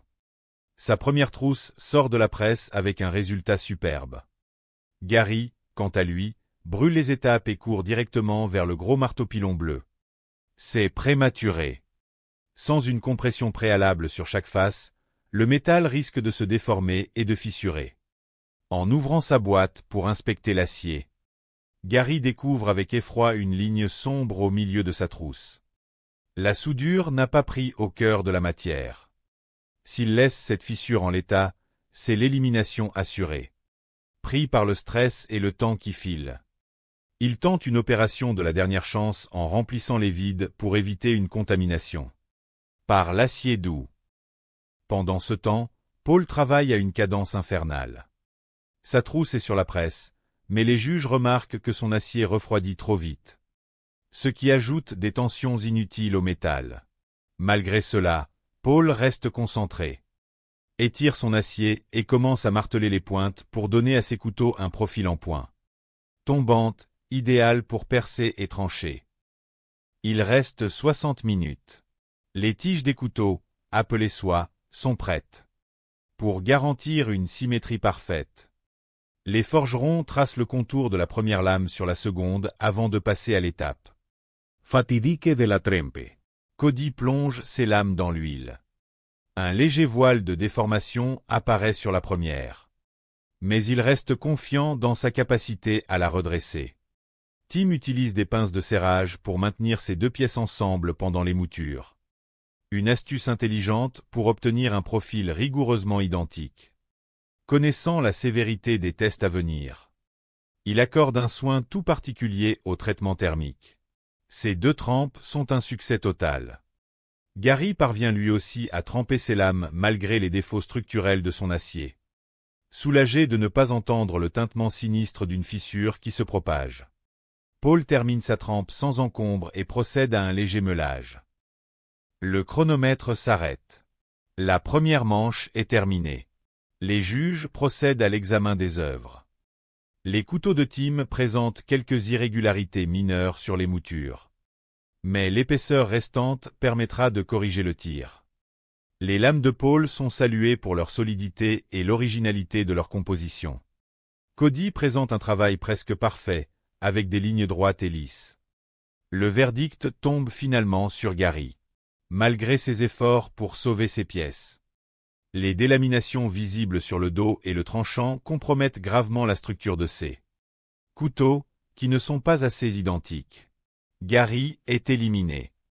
Il quitte la forge déçu mais fier d'avoir partagé ce moment avec d'autres passionnés. La deuxième manche commence immédiatement pour Paul, l'orifice dans la structure pour y loger une fixation alternative, comptant énormément sur la colle époxy pour sceller le tout malgré le manque de matière. À 20 minutes du terme de l'épreuve, les manches en bois sont collées mais se présentent sous la forme de blocs massifs et anguleux. L'expérience montre que de nombreux candidats sont éliminés à ce stade si les poignées s'avèrent trop volumineuses, blessantes pour la main ou mal dégrossies. Paul utilise une bande abrasive de 5 cm pour sculpter la forme de son manche et adoucir les angles au niveau des jonctions. Il ne lui reste alors que 15 minutes pour donner le tranchant final à ses 2 lames sur le backstand. Cody, quant à lui, génère un immense nuage de poussière en ponçant le bois à grande vitesse pour tenter de rattraper son retard et égaliser ses 2 poignées. Dans la précipitation, sa main glisse et il se coupe profondément au doigt contre la bande abrasive en mouvement. Il ne reste que 5 minutes au chronomètre et l'intervention du service médical est requise pour stopper l'hémorragie et poser un bandage protecteur. Malgré la douleur et le handicap de sa blessure, Cody doit impérativement affûter ses lames. C'est alors que le pommeau de l'un de ses couteaux se détache en raison d'un perçage trop large que la colle époxy n'a pas réussi à combler. N'ayant plus le temps de réparer la pièce, il choisit de mettre de côté l'élément défectueux en espérant que la structure globale de la poignée résistera aux sollicitations des tests. Le signal de fin retentit. La deuxième manche s'achève sur une note d'épuisement général. Les 3 forgerons déposent leurs pièces, conscients que cette étape a mis leur nerf à rude épreuve. Le moment est venu de procéder au premier test de résistance destructeur sur la plaque de métal pour évaluer la qualité intrinsèque des aciers forgés. L'un des juges prend en main les couteaux de Tim. Malgré l'inconfort notable des poignées très carrées et la présence d'angles vifs au niveau des gardes, les armes s'avèrent fonctionnelles. Le test sur le métal révèle toutefois une perte de tranchant significative près de la pointe sur la première lame ainsi qu'un léger écrasement du fil de l'acier sur la seconde. Paul se prête ensuite à l'exercice. Ses craintes de voir ses lames se briser s'estompent lorsque le juge confirme l'excellence de sa forge.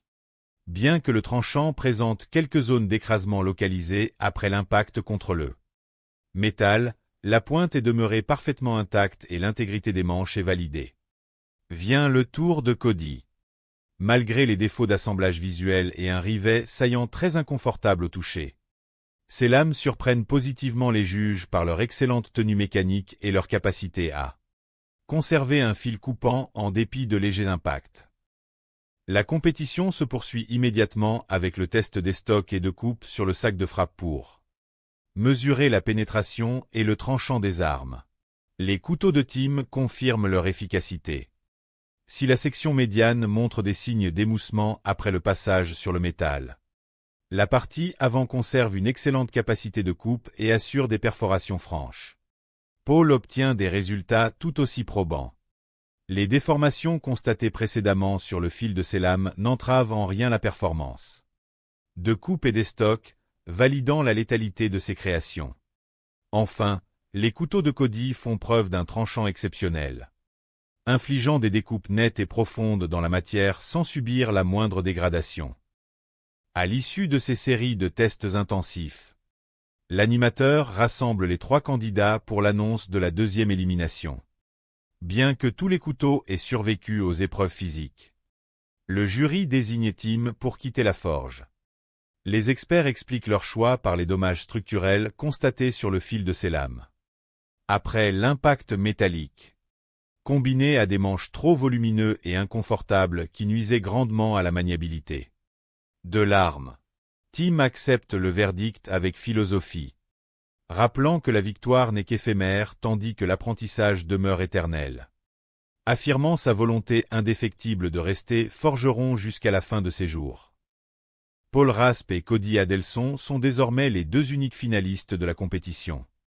L'animateur leur annonce qu'ils doivent maintenant regagner leurs ateliers personnels respectifs, pour une durée de 4 jours afin de relever l'ultime défi. Forger une arme historique de grande envergure, la légendaire 5 DEA. Cette épée courte était particulièrement prisée par les nobles du nord de l'Italie au cours des XVe et XVIe siècles. Son nom singulier fait directement référence à la largeur impressionnante de sa lame à la base de la garde, équivalente à la largeur de 5 doigts de la main. Les caractéristiques techniques imposées pour cette épreuve sont extrêmement rigoureuses. La lame triangulaire doit posséder un double tranchant et mesurer entre 66 et 71 cm de longueur. De plus, chaque face de la lame doit comporter 6 gorges longitudinales, appelées gouttières, ce qui représente un total de 12 rainures à réaliser sur l'ensemble de l'arme. Ces canaux techniques ont pour fonction d'alléger considérablement le poids de l'épée tout en préservant sa rigidité pour porter des coups redoutables. Par le passé, une version réduite de cette arme avait déjà mis en grande difficulté les participants de l'émission, y compris le juge invaincu Ben Abbott. Enfin, la garde doit être obligatoirement incurvée vers la pointe de la lame et le pommeau doit adopter une forme spécifique assortie. La perspective de devoir creuser 12 gouttières régulières sur une lame d'une telle dimension constitue un défi inédit pour les 2 finalistes. De retour dans son atelier de Homer Glen dans l'Illinois, Paul prend la décision audacieuse de se lancer dans la fabrication d'un acier de Damas pour rivaliser avec la maîtrise reconnue de Cody dans cette discipline. Il commence le forgeage de sa billette mais subit une terrible déconvenue lorsque le métal se fissure profondément sous le marteau. Conscient que le temps presse et qu'il ne pourra pas recommencer l'élaboration complète d'un nouveau Damas, il change de stratégie et opte pour une approche plus simple mais robuste en utilisant une plaque d'acier homogène de type 80 CRV2, misant tout sur une exécution et des finitions impeccables. De son côté, Cody choisit de travailler sur 2 fronts en préparant une première billette en acier de Damas, destinée exclusivement à la fabrication de la garde et du pommeau, et une seconde billette beaucoup plus massive composée de 155 couches alternées d'acier de type 15N20 et 1084 pour forger la lame principale. Le travail du Damas exige une manipulation experte à haute température pour appliquer les torsions nécessaires au métal sans créer de défauts internes. À l'issue de la première journée de travail, les bases des structures sont posées. Le deuxième jour est entièrement consacré à la mise en forme définitive des lames et au creusage délicat des fameuses gouttières. Cette opération nécessite une attention de chaque instant pour maintenir la rectitude de la lame et éviter de percer le métal en allant trop profondément, ce qui ruinerait instantanément l'équilibre de l'arme. Paul parvient à réaliser ces rainures avec succès et procède au traitement thermique de son épée en acier homogène, obtenant une lame parfaitement droite et dotée d'une grande rigidité. Pour Cody, l'étape de la trempe s'avère plus complexe en raison des dimensions de son arme. Son four de traitement thermique ne mesurant que 29 cm de profondeur alors que sa lame atteint 32 cm. Il doit laisser la porte de l'appareil entr'ouverte et combler l'espace vide avec de la fibre de verre pour contenir la chaleur. Lors de la première tentative, la température peine à monter à cause des fuites d'air chaud. Pour corriger le problème, Cody ajoute une couche supplémentaire de couverture isolante tout autour de l'ouverture, parvenant ainsi à stabiliser la température interne. La trempe s'effectue finalement sans aucun bruit suspect de fissure, au grand soulagement de l'artisan. Le 4e et dernier jour est dédié aux assemblages finaux et à l'affûtage des tranchants. Paul choisit d'intégrer des éléments rappelant les couteaux de la première manche en utilisant un boîtier intégrant des roulements à billes d'acier pour composer sa poignée, tout en respectant scrupuleusement la largeur historique des 5 doigts pour la base de sa lame, afin de séduire le jury par sa fidélité archéologique. La garde évasée et massive donne une silhouette imposante à son arme. De son côté, Cody termine l'émouture de sa lame en Damas et ajuste sa garde et son pommeau assorti, confiant dans la qualité de son travail malgré les 10 années d'expérience supplémentaires de son rival. Les 4 jours sont écoulés et les 2 finalistes se retrouvent sur le plateau principal de la forge pour présenter leurs 5 DEA terminés au juge.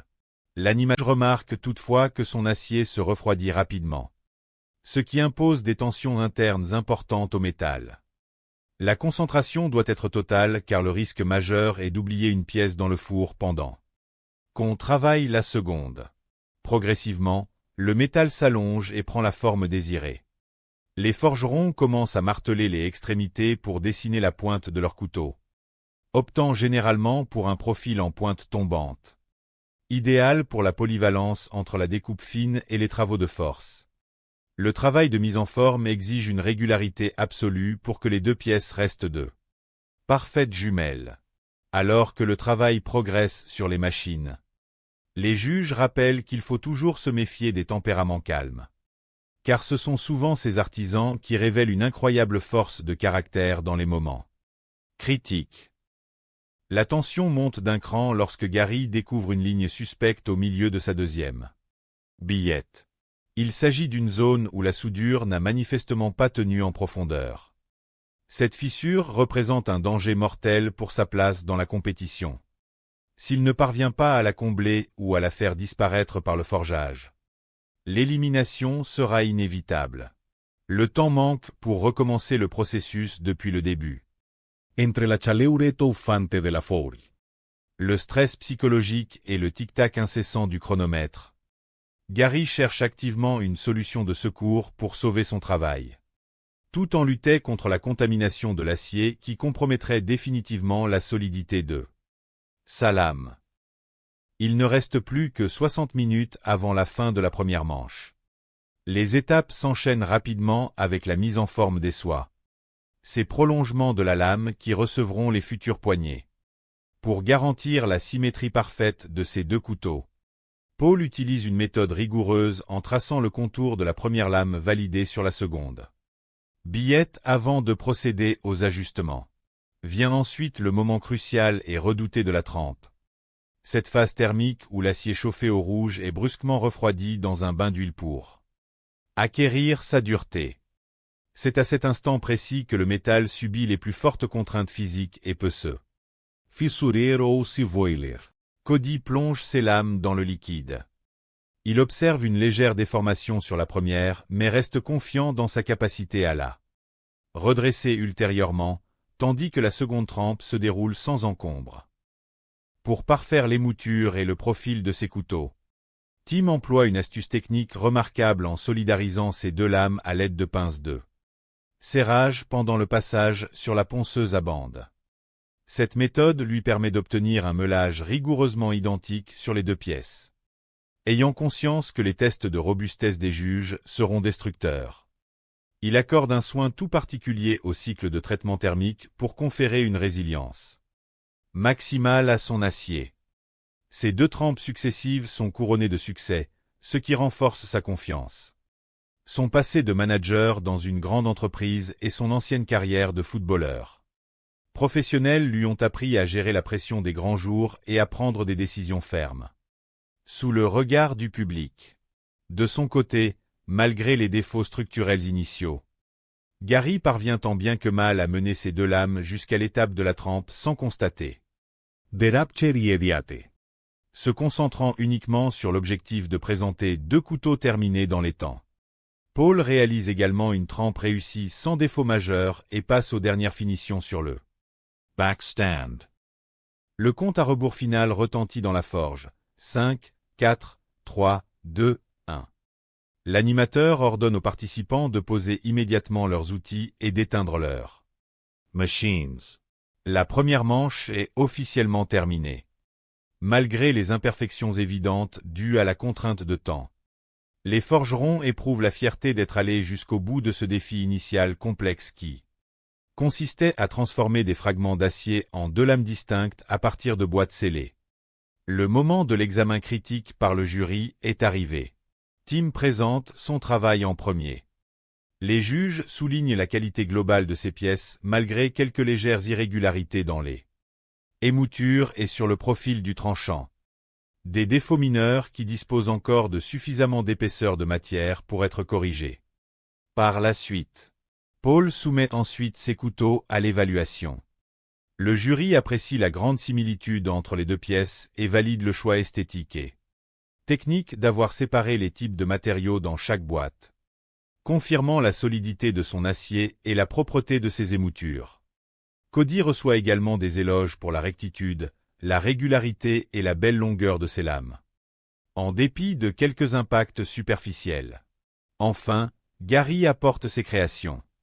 Les juges constatent que si la soudure globale a tenu Des zones de délamination importantes restent visibles sur les flancs et le dos des lames.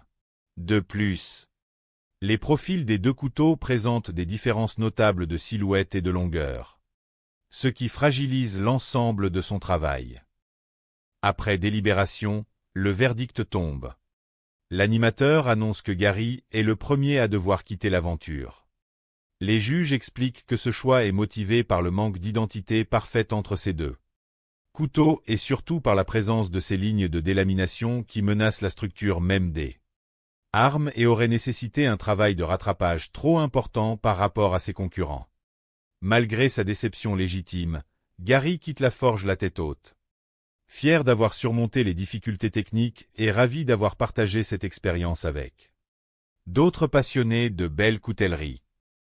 Les 3 forgerons restants, Paul, Cody et Tim, reçoivent les félicitations du jury et se qualifient pour la 2e manche de la compétition. Le défi monte d'un cran.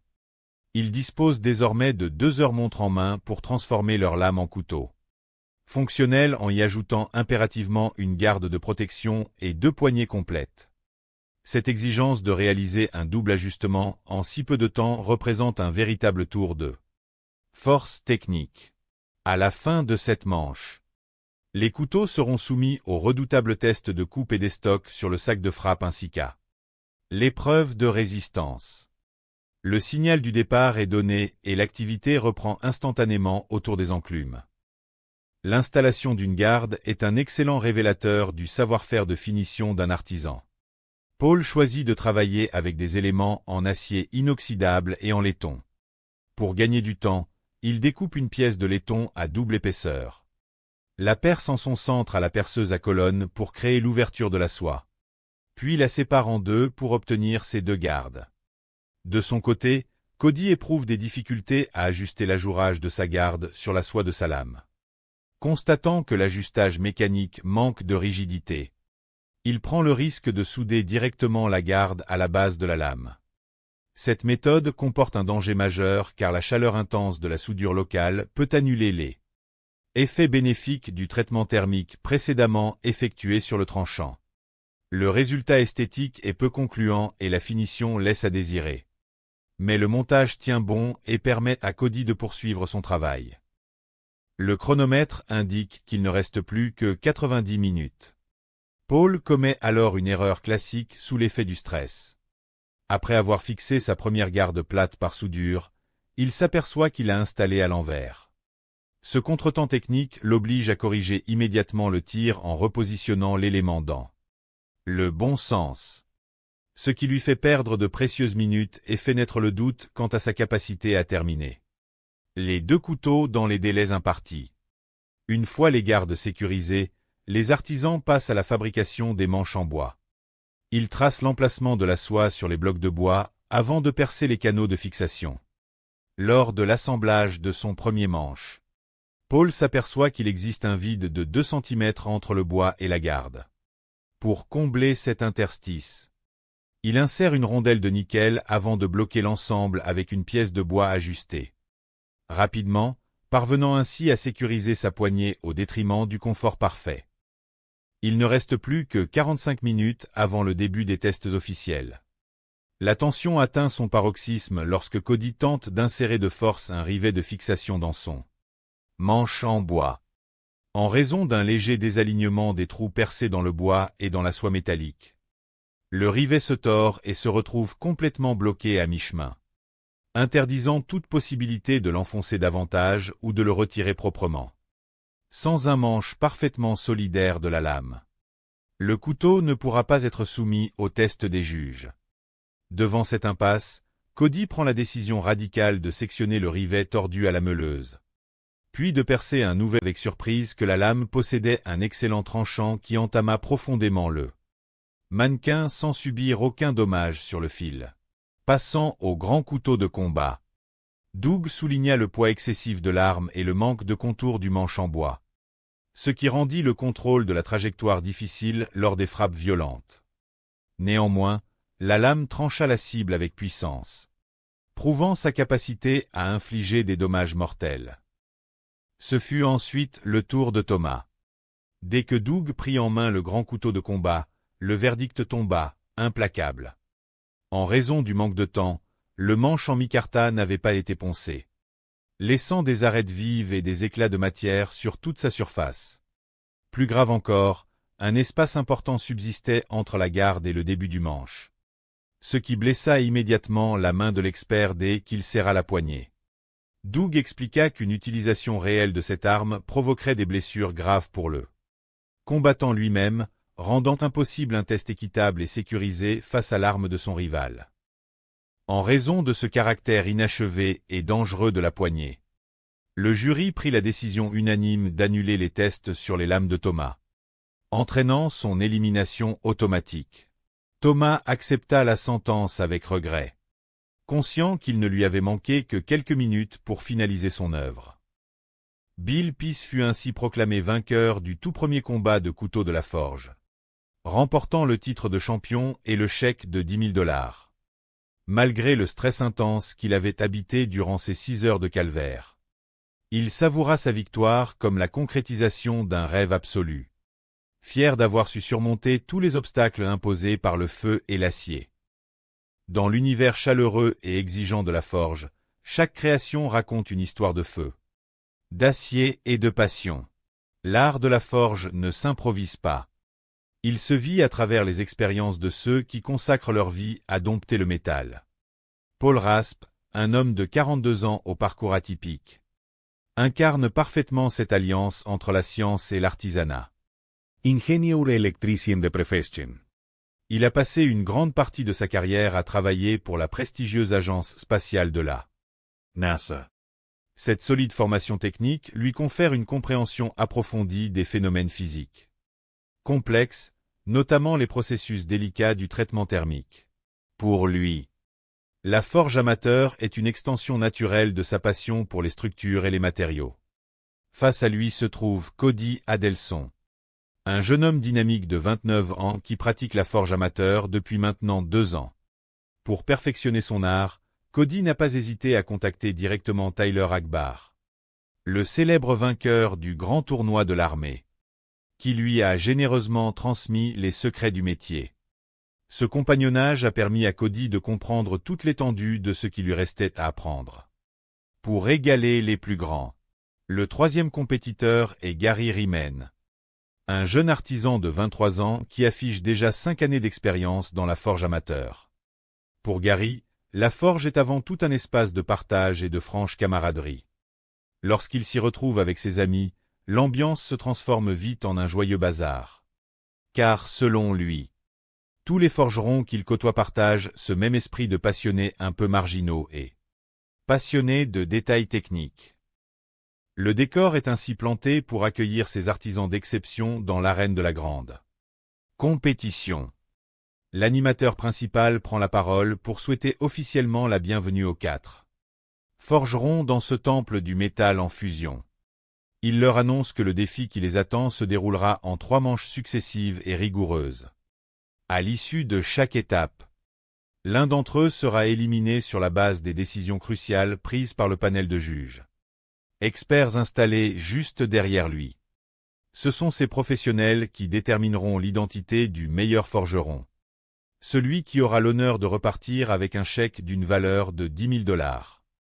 L'excitation est palpable et le moment est venu d'entrer dans le vif du sujet.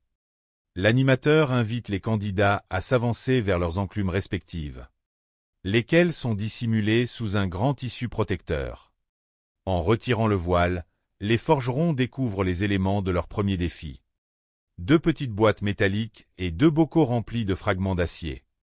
La tâche qui leur est assignée est redoutable car ils ne doivent pas façonner un seul couteau, mais bien 2 lames parfaitement identiques. La perspective de réaliser 2 couteaux en un temps limité à seulement 3 heures provoque immédiatement une montée de stress chez les participants. Il s'agit en effet de concevoir un acier de Damas encapsulé, une technique complexe qui exige une précision absolue. L'animateur précise les paramètres stricts à respecter pour cette épreuve. Les lames doivent adopter le style signature de chaque artisan et mesurer impérativement entre 18 et 23 cm de longueur. De plus, pour ceux qui auront la chance d'accéder à la 2e manche, Ces lames devront être assemblées pour devenir des armes pleinement fonctionnelles. Les critères d'évaluation des juges seront sans concession.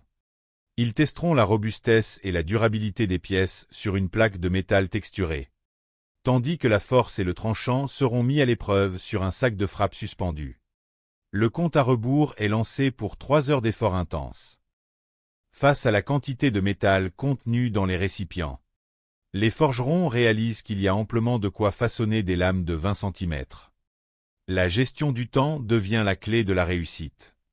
Paul Raspe confie qu'il a l'habitude de fabriquer un seul couteau par mois dans son atelier personnel. En faire 2 en 3 heures relève pour lui d'une véritable folie organisée. Pour optimiser ses chances, il choisit de répartir équitablement les matériaux dans chaque contenant afin d'obtenir des motifs de damas aussi similaires que possible. Il veille à fermer soigneusement les boîtes tout en laissant une infime quantité d'air pour éviter que la pression interne ne fasse exploser les couvercles sous l'effet de la chaleur extrême. Il décide d'enfourner les 2 pièces simultanément pour maintenir un rythme constant. De son côté, Cody Adelson commence par nettoyer minutieusement l'intérieur de ses contenants avec de l'acétone. Une initiative saluée par ses pairs car la moindre impureté peut compromettre la qualité de la solder. Pendant ce temps, Gary fait le choix de trier ses morceaux d'acier en regroupant les éléments de manière homogène dans chaque boîte pour favoriser une fusion harmonieuse, bien qu'il choisisse de ne pas passer par l'étape du nettoyage à l'acétone. Il passe rapidement à la phase de soudure des couvercles. Un pari risqué qui pourrait emprisonner des résidus indésirables. Gary reste pourtant confiant, fort de son habitude à reproduire des modèles similaires dans sa propre forge. Certains artisans préfèrent insérer le couvercle légèrement à l'intérieur du tube pour contrer la poussée des gaz, mais la méthode de fermeture sans aucun vide reste essentielle. Pendant 2 heures et 30 minutes, le maintien de la bonne température est la condition absolue pour réussir une soudure de forge. Impeccable. Il faut atteindre la nuance parfaite, comparable à la couleur du beurre fondu. Puis laisser le métal s'imprégner de cette chaleur pendant 10 minutes supplémentaires avant de procéder au premier pressage sur les 4 faces. L'observation visuelle joue un rôle déterminant. Lorsque le métal atteint la bonne incandescence, il est recommandé de patienter encore 5 minutes pour s'assurer que la température est parfaitement uniforme à cœur et pas seulement en surface. Une mauvaise répartition de la chaleur expose l'artisan à une ouverture brutale du boîtier lors du pressage, ce qui ruinerait instantanément le travail. Heureusement, Cody parvient à obtenir la température idéale et manipule sa première presse avec une grande délicatesse. La réussite de ce premier forgeage apporte un soulagement immense, car l'usage des boîtes de damas comporte toujours une part d'incertitude. Les candidats se succèdent à la presse hydraulique avec une impatience grandissante. Gary choisit quant à lui de passer directement à l'utilisation du martinet mécanique pour accélérer le processus. Ce choix prématuré comporte des risques car le martinet exerce des chocs violents qui peuvent faire éclater les soudures encore fragiles si la compression initiale n'a pas été suffisante. En observant le métal, Gary constate une texture irrégulière et craint l'apparition de fissures ou de délamination. Il prend la décision d'ouvrir le boîtier pour inspecter l'état de son acier et constate avec soulagement que la structure semble s'être correctement solidifiée, lui permettant enfin de commencer à étirer la matière. À 2 heures de la fin du temps réglementaire, Paul maintient une cadence impressionnante à la presse pour étirer sa billette. Les juges forger une billette de damas et façonner une dague en 2 heures tenait de la gageure. Bill choisit de nettoyer soigneusement ses plaques d'acier pour éliminer la calamine qui aurait empêché la fusion des métaux. Thomas, fort de son expérience en cuisine sous des horaires stricts, tenta de maîtriser son stress. Il décida d'utiliser la totalité du métal fourni, se retrouvant rapidement avec une quantité de matière 3 fois trop importante, ce qui menaça de saboter sa progression. Thomas laissa son acier chauffer dans le four pendant 10 minutes pour atteindre la température idéale afin d'éviter les fissures, puis passa au marteau-pilon avec succès. Pendant ce temps, Bill rencontra de graves difficultés sous la presse hydraulique, ayant exercé une pression trop brutale sur sa billette chaude. Le métal se fendit et s'ouvrit en deux. En retard et paniqué, il dut appliquer du flux de soudure en urgence et réintroduire la pièce dans le feu pour tenter de sauver sa structure. Carrie, quant à lui, opta pour un damas torsadé. Une méthode rapide mais risquée en raison des risques d'inclusion au cœur de la torsion. Une fois sa billette stabilisée, Carrie se rendit compte qu'il ignorait comment assembler correctement la poignée en forme de T. Caractéristique de cette arme.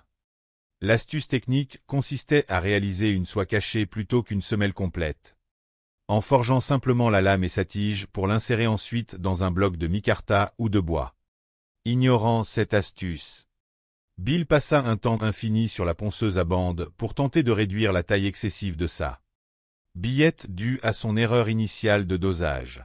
Il faillit abandonner.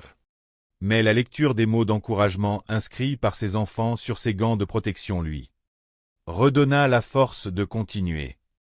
Au moment du meulage, un incident survint. Le disque de la ponceuse happa le doigt de Gary, provoquant une blessure immédiate. Refusant de s'arrêter malgré les remarques inquiètes de David Baker, il continua à travailler sur ses 4 émoutures triangulaires.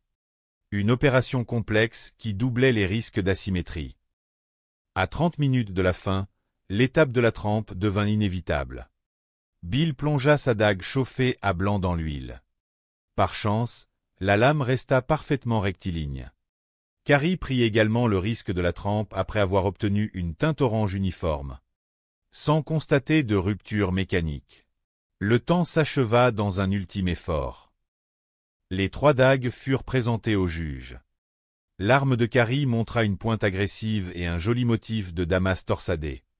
Mais la rectitude excessive de sa poignée la rendait dangereuse et peu ergonomique pour l'utilisateur.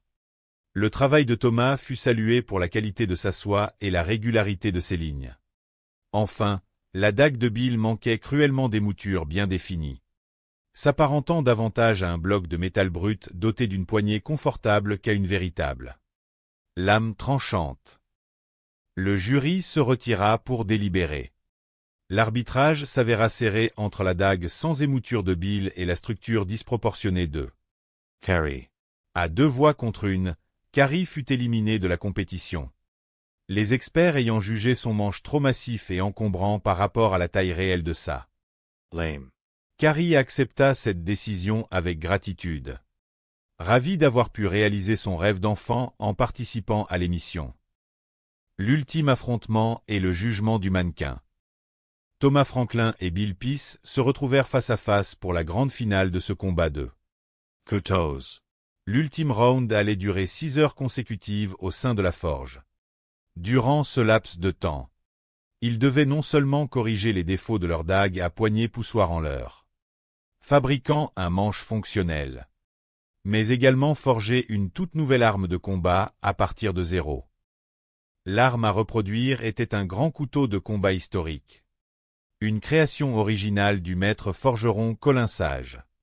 Les spécifications imposées étaient impressionnantes. La lame devait mesurer entre 43 et 48 cm de longueur.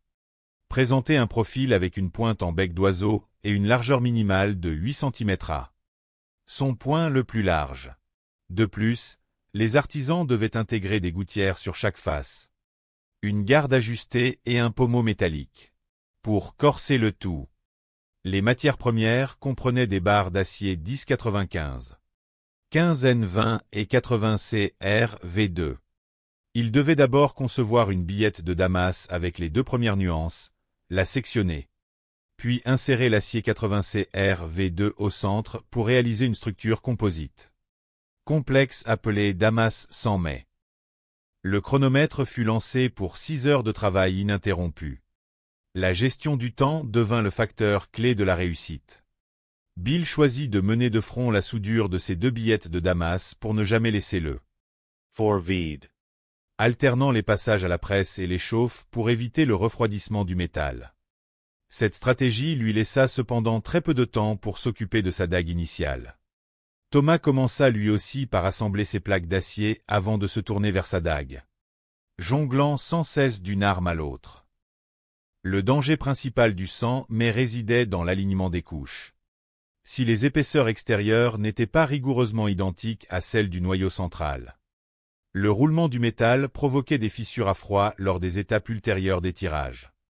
Bill réussit sa première phase de soudure au feu et utilisa un tranchet pour couper son bloc en deux, afin d'y insérer le cœur en acier homogène. À 4h30 de la fin, Bill forgeait activement la forme de son grand couteau de combat. La lame, longue et massive, exigeait une force physique considérable pour être étirée. Thomas, de son côté, rencontra des difficultés pour allonger sa pointe tout en conservant la largeur minimale de 8 cm exigée par le règlement.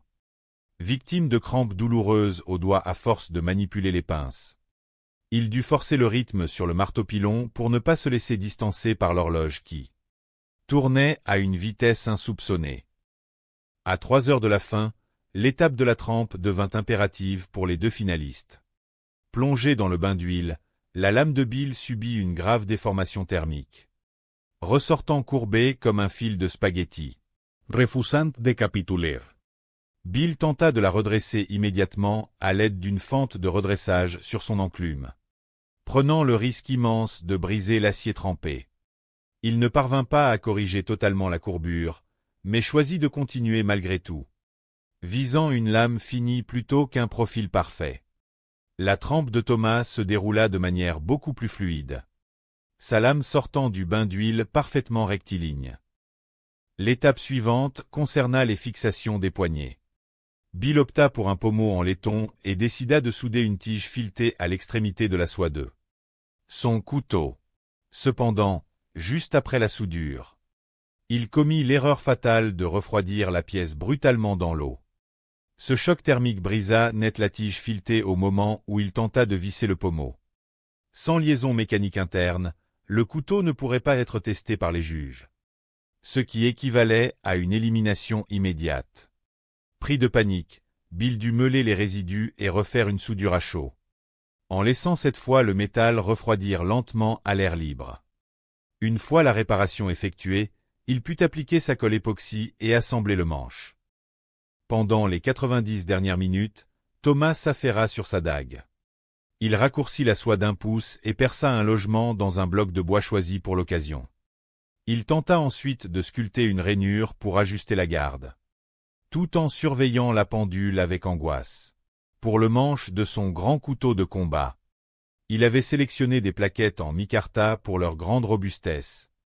Mais le matériau s'avéra extrêmement difficile à percer avec ses outils, lui faisant perdre un temps précieux.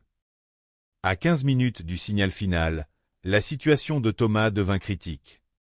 Il lui restait à assembler les pièces du grand couteau, fixer son pommeau, affûter les deux tranchants et poncer les contours des manches. Dans un élan de désespoir, il courut vers la ponceuse pour donner un tranchant d'urgence à sa lame alors que le compta rebours s'égrenait. 5, 4, 3, 2, 1. La compétition était finie. Les deux finalistes placèrent leur création sur la table d'examen pour l'ultime test de létalité, mené par Doug Marcheda sur un mannequin de cire balistique. Bill se présenta le premier, le cœur serré par le manque de finition de ses armes. Doug testa d'abord la dague à poignée poussoir. Il apprécia grandement l'ergonomie du manche, qui épousait parfaitement la forme de la main, et constata d'une lame en acier de Damas pour égaler la réputation de Cody dans cette discipline. Cependant, dès le premier jour, alors qu'il étirait sa billette sous le marteau, une fissure profonde apparut au cœur du métal. Comprenant qu'il ne disposerait jamais d'assez de temps pour recommencer un Damas complet, Paul dut abandonner son projet initial. Il se rabattit sur une large plaque d'acier homogène de type 80C RV2. Une alternative plus simple mais fiable pour sauver sa compétition.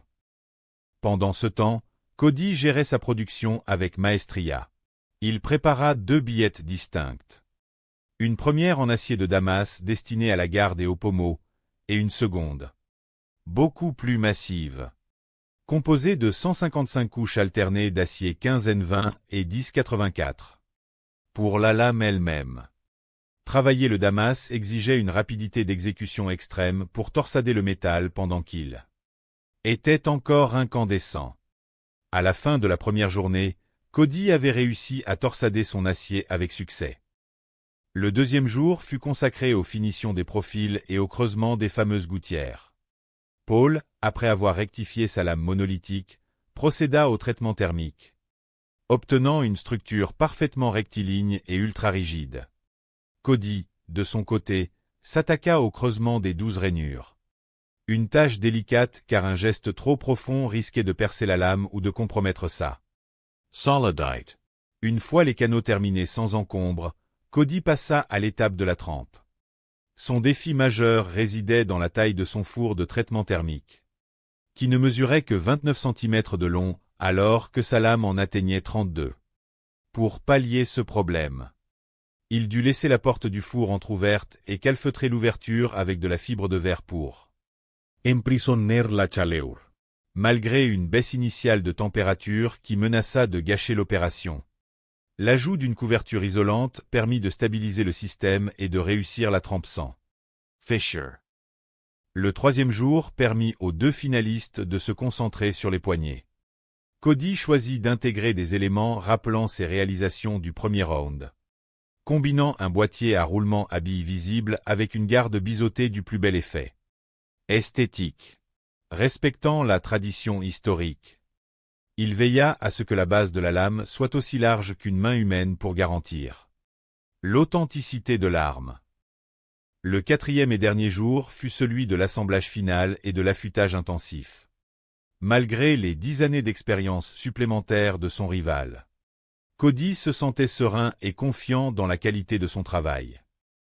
Les deux forgerons revinrent sur le plateau du studio pour présenter leur chef-d'œuvre au jury. L'arme de Paul se composait d'une lame en acier 80CR V2 à soie traversante, dotée d'une poignée forgée en acier de Damas intégrant des motifs d'hameçon. Celle de Cody présentait une structure complexe de 155 couches d'acier soudées sur un cœur en 80CR V2, complété par une garde et un pommeau également en Damas. L'épreuve de létalité commença sur des carcasses de viande recouvertes d'une peau épaisse et velue. Lors du test de l'épée de Paul, l'expert salua l'ergonomie de la poignée, essentielle pour contrebalancer le poids important de cette lame massive orientée vers l'avant. Le tranchant s'avéra redoutable, pénétrant profondément la chair sans subir le moindre dommage. L'arme de Cody offrit également une prise en main parfaite, se révélant étonnamment maniable d'une seule main malgré ses dimensions. Ses tranchants rasoirs coupèrent la carcasse avec une facilité déconcertante. Le test de résistance suivit, consistant à briser des pots en terre cuite. La 5DEA de Paul pulvérisa les cibles en éclats minuscules sans que son fil ne souffre d'eux. L'impact, confirmant la robustesse de l'assemblage.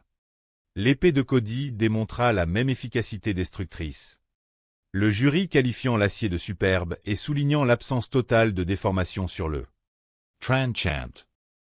La dernière phase consista en une série de coupes rapides sur un mannequin de cire balistique. L'arme de Paul se comporta comme un véritable monstre de puissance, infligeant des lacérations profondes et nettes. Cependant, la 5DEA de Cody fit encore plus forte impression. Ces coupes étaient si nettes et profondes que la structure même du mannequin fut ébranlée, démontrant un affûtage digne d'un rasoir. Après délibération, le jury désigna Cody Adelson comme le grand champion de cette édition, lui remettant le chèque de $10 000. L'épée de Paul, bien que magnifique et parfaitement exécutée, fut jugée légèrement trop lourde par rapport à celle de son concurrent direct. Paul accepta la défaite avec une grande dignité, se disant honoré d'avoir participé à une telle aventure et fier de l'œuvre qu'il avait accomplie. Le retour des champions et le défi infernal. La forge ne restait jamais froide bien longtemps. Une nouvelle formule baptisée le combat de couteau fut annoncée, promettant de pousser la résistance des artisans dans leur dernier retranchement. Pour cette session spéciale, 4 nouveaux forgerons amateurs firent leur entrée, apportant avec eux leurs meilleures créations personnelles façonnées à la maison pour un examen. immédiat avant même l'allumage des premiers feux de l'atelier. Parmi eux se tenait Bill Peace, originaire de l'Ohio. Forgeron amateur depuis 4 ans, Bill passait tout son temps libre dans son atelier. Aux grandes dames de son épouse qui se décrivait avec humour comme une victime collatérale de sa passion. Pour ce concours, Bill avait apporté une lame baptisée Saint-Ory, un acier de Damas de 160 couches doté de mitre en laiton, qu'il estimait capable de surmonter toutes les épreuves. Le plus jeune du groupe, Rhys, n'avait que 18 ans. Ayant découvert la forge à l'âge de 15 ans, à travers une vidéo sur Internet. Il avait commencé la pratique dès le lendemain, apprenant tout par lui-même. Impressionné de se retrouver au milieu de la meilleure forge du pays. Il avait fabriqué une machette solide et robuste à partir d'un ressort à lame. Sans être certain de la nuance exacte de l'acier utilisé. Thomas Franklin, 34 ans, pratiquait depuis 3 années. Passionné de cuisine. Il s'était naturellement orienté vers les couteaux de cuisine sur les conseils de son épouse. Sa pièce était forgée dans un acier au carbone 1070. Orné de rivets et d'un pommeau en maillechort, avec un motif martelé sur la lame. Le 4e homme, Cary O'Connor, âgé de 45 ans.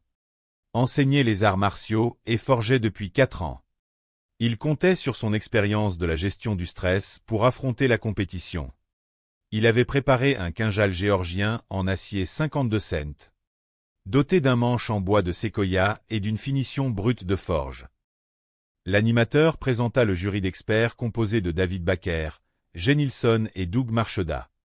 Il annonça que les 4 armes résidentielles allaient être testées sur le champ par jet sur un bloc de glace compact. À l'issue de cet examen, un candidat serait éliminé sur la base de ce travail initial.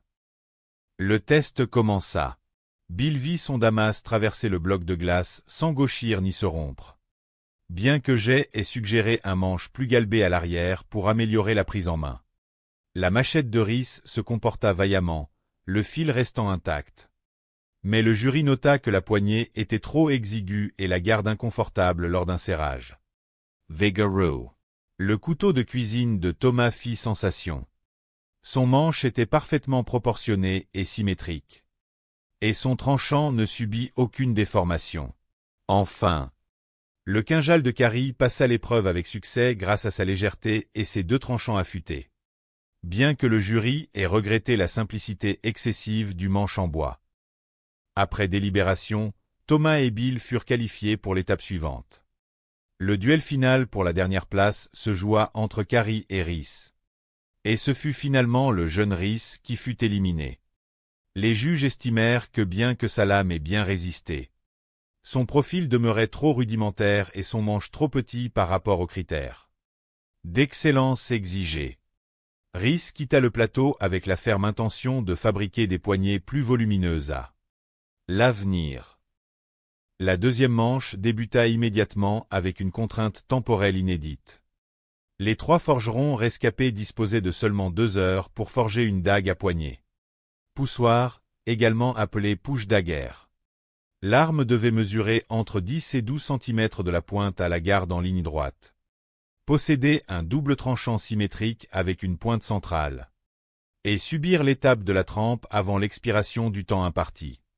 Les matériaux fournis consistaient en des barres d'acier au carbone 1095 et 15N20. Le défi semblait presque insurmontable.